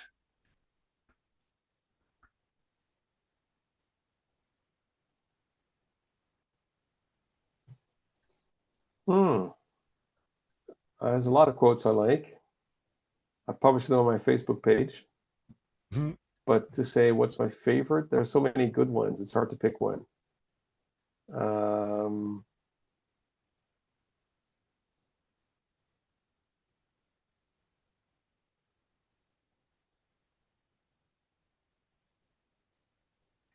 um, well, one of the quotes that I use a lot. Uh, it's a Dutch quote, so if I had to translate it, I hope it doesn't get lost in translation. It's better to laugh about it than to cry about it, Hmm. because je kunt beter om lachen dan om huilen. Absolute. Because there's a lot of things in life. There's a lot of setbacks in life for most people, including me. And there's a lot of things, especially the things that governments do, but but but it's not just people in government. It's not just the bureaucrats and the politicians that do bad things. There's other people too. So there's a lot of bad things that people do, and if you're not careful, you could be sad a lot of the time because there's so much bad stuff going on. If you're not careful, you could be sad most of the time. But then Mhm. that would not be a very pleasant life to live. Exactly. And so I think that it's important to have a state of mind where when bad things happen, people do bad things. If they are well intentioned, I mean, if a murderer does a bad thing, obviously there's nothing to laugh about. But if a person does a bad thing, but he's well intentioned, which is typically the case for most bureaucrats and most people working for government, then in a way you could laugh about it because it's so absurd. Uh-huh. The people could be so wrong. They try to do good, and by trying to do good, they constantly keep doing bad things and leave this whole trail of tears and horrible consequences. And yeah, it's bad. You could cry about it. You could be sad about it, but you could also see the absurdity of it. Mhm. And if you see how absurd it is, you can laugh about it. It's like absurd humor, and you have a Exactly. much better life if you do that. If you just laugh about it. It's a good one. It's a good one. Tuan, last question. What is your life's motto? Isn't that the same question you just asked me? Oh, no, that was a favorite quote. That was a favorite quote. Yeah. Well, I What's your guess I life's asked the wrong motto? question. Yeah. So I'd say that's probably my life's motto as well. Okay. Better to laugh Yeah, yeah, about it than to yeah. cry about it. Yeah. It's getting late. I see the sun is going down in Florida now. Uh, Yeah. I have I still can some turn on the lights. light here. That's yeah, Oh, there you're right. Yeah, right. yeah. I would really thank you for your time, your effort, and your energy that you and the knowledge that you shared for our listeners to hop on the Disorganized Productions podcast. Um, I told my listeners and my audience that I will probably edit tonight, but because we're just like 4 hours, no, it's like half 10, half 10, half 12. Yeah, it's like 3 hours. So it's going to take a little bit more while. So they have to wait a little bit. But it was great to meet you, and love to You talk to too. you and listen to you about the stuff that you're into, because a lot of people are awakening up, thankfully, and a lot of people are being aware of all the information that's out there, that you need an expert on some things like taxes, or like, political systems, or countries where you can go to get us some freedom or some financial wealth, as you said. And I would thank you very much. Maybe we can catch up one time when you're in Eindhoven. I mean, it's like a 40-minute drive for me. And just let me know. And for all my listeners, I give the last word to Toine in a second. But for all my listeners, have a beautiful morning, a beautiful day, or a beautiful evening, no matter where you are on this beautiful planet. Toine, would you like to say something to the listeners as closing? Oh, well, I'd say live free. Go where you're treated best, and surround yourself with people who value you. Good one. Good.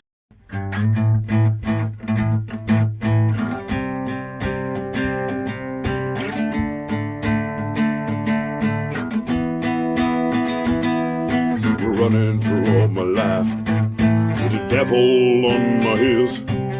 He wasn't always kind, and he couldn't fulfill my dreams. I've been running for all my life with the devil on my heels. He wasn't always kind, and he couldn't fulfill my dreams. He's a pain in the ass, black as a night. God, show me the light. He's a pain in the ass, black as a night. God, show me the light and hold me tight. For I've been running for all my life with the devil on my heels. He wasn't always kind, and he couldn't fulfill my dreams. He's a pain in the ass, black as a night. God, show me the light and hold me tight.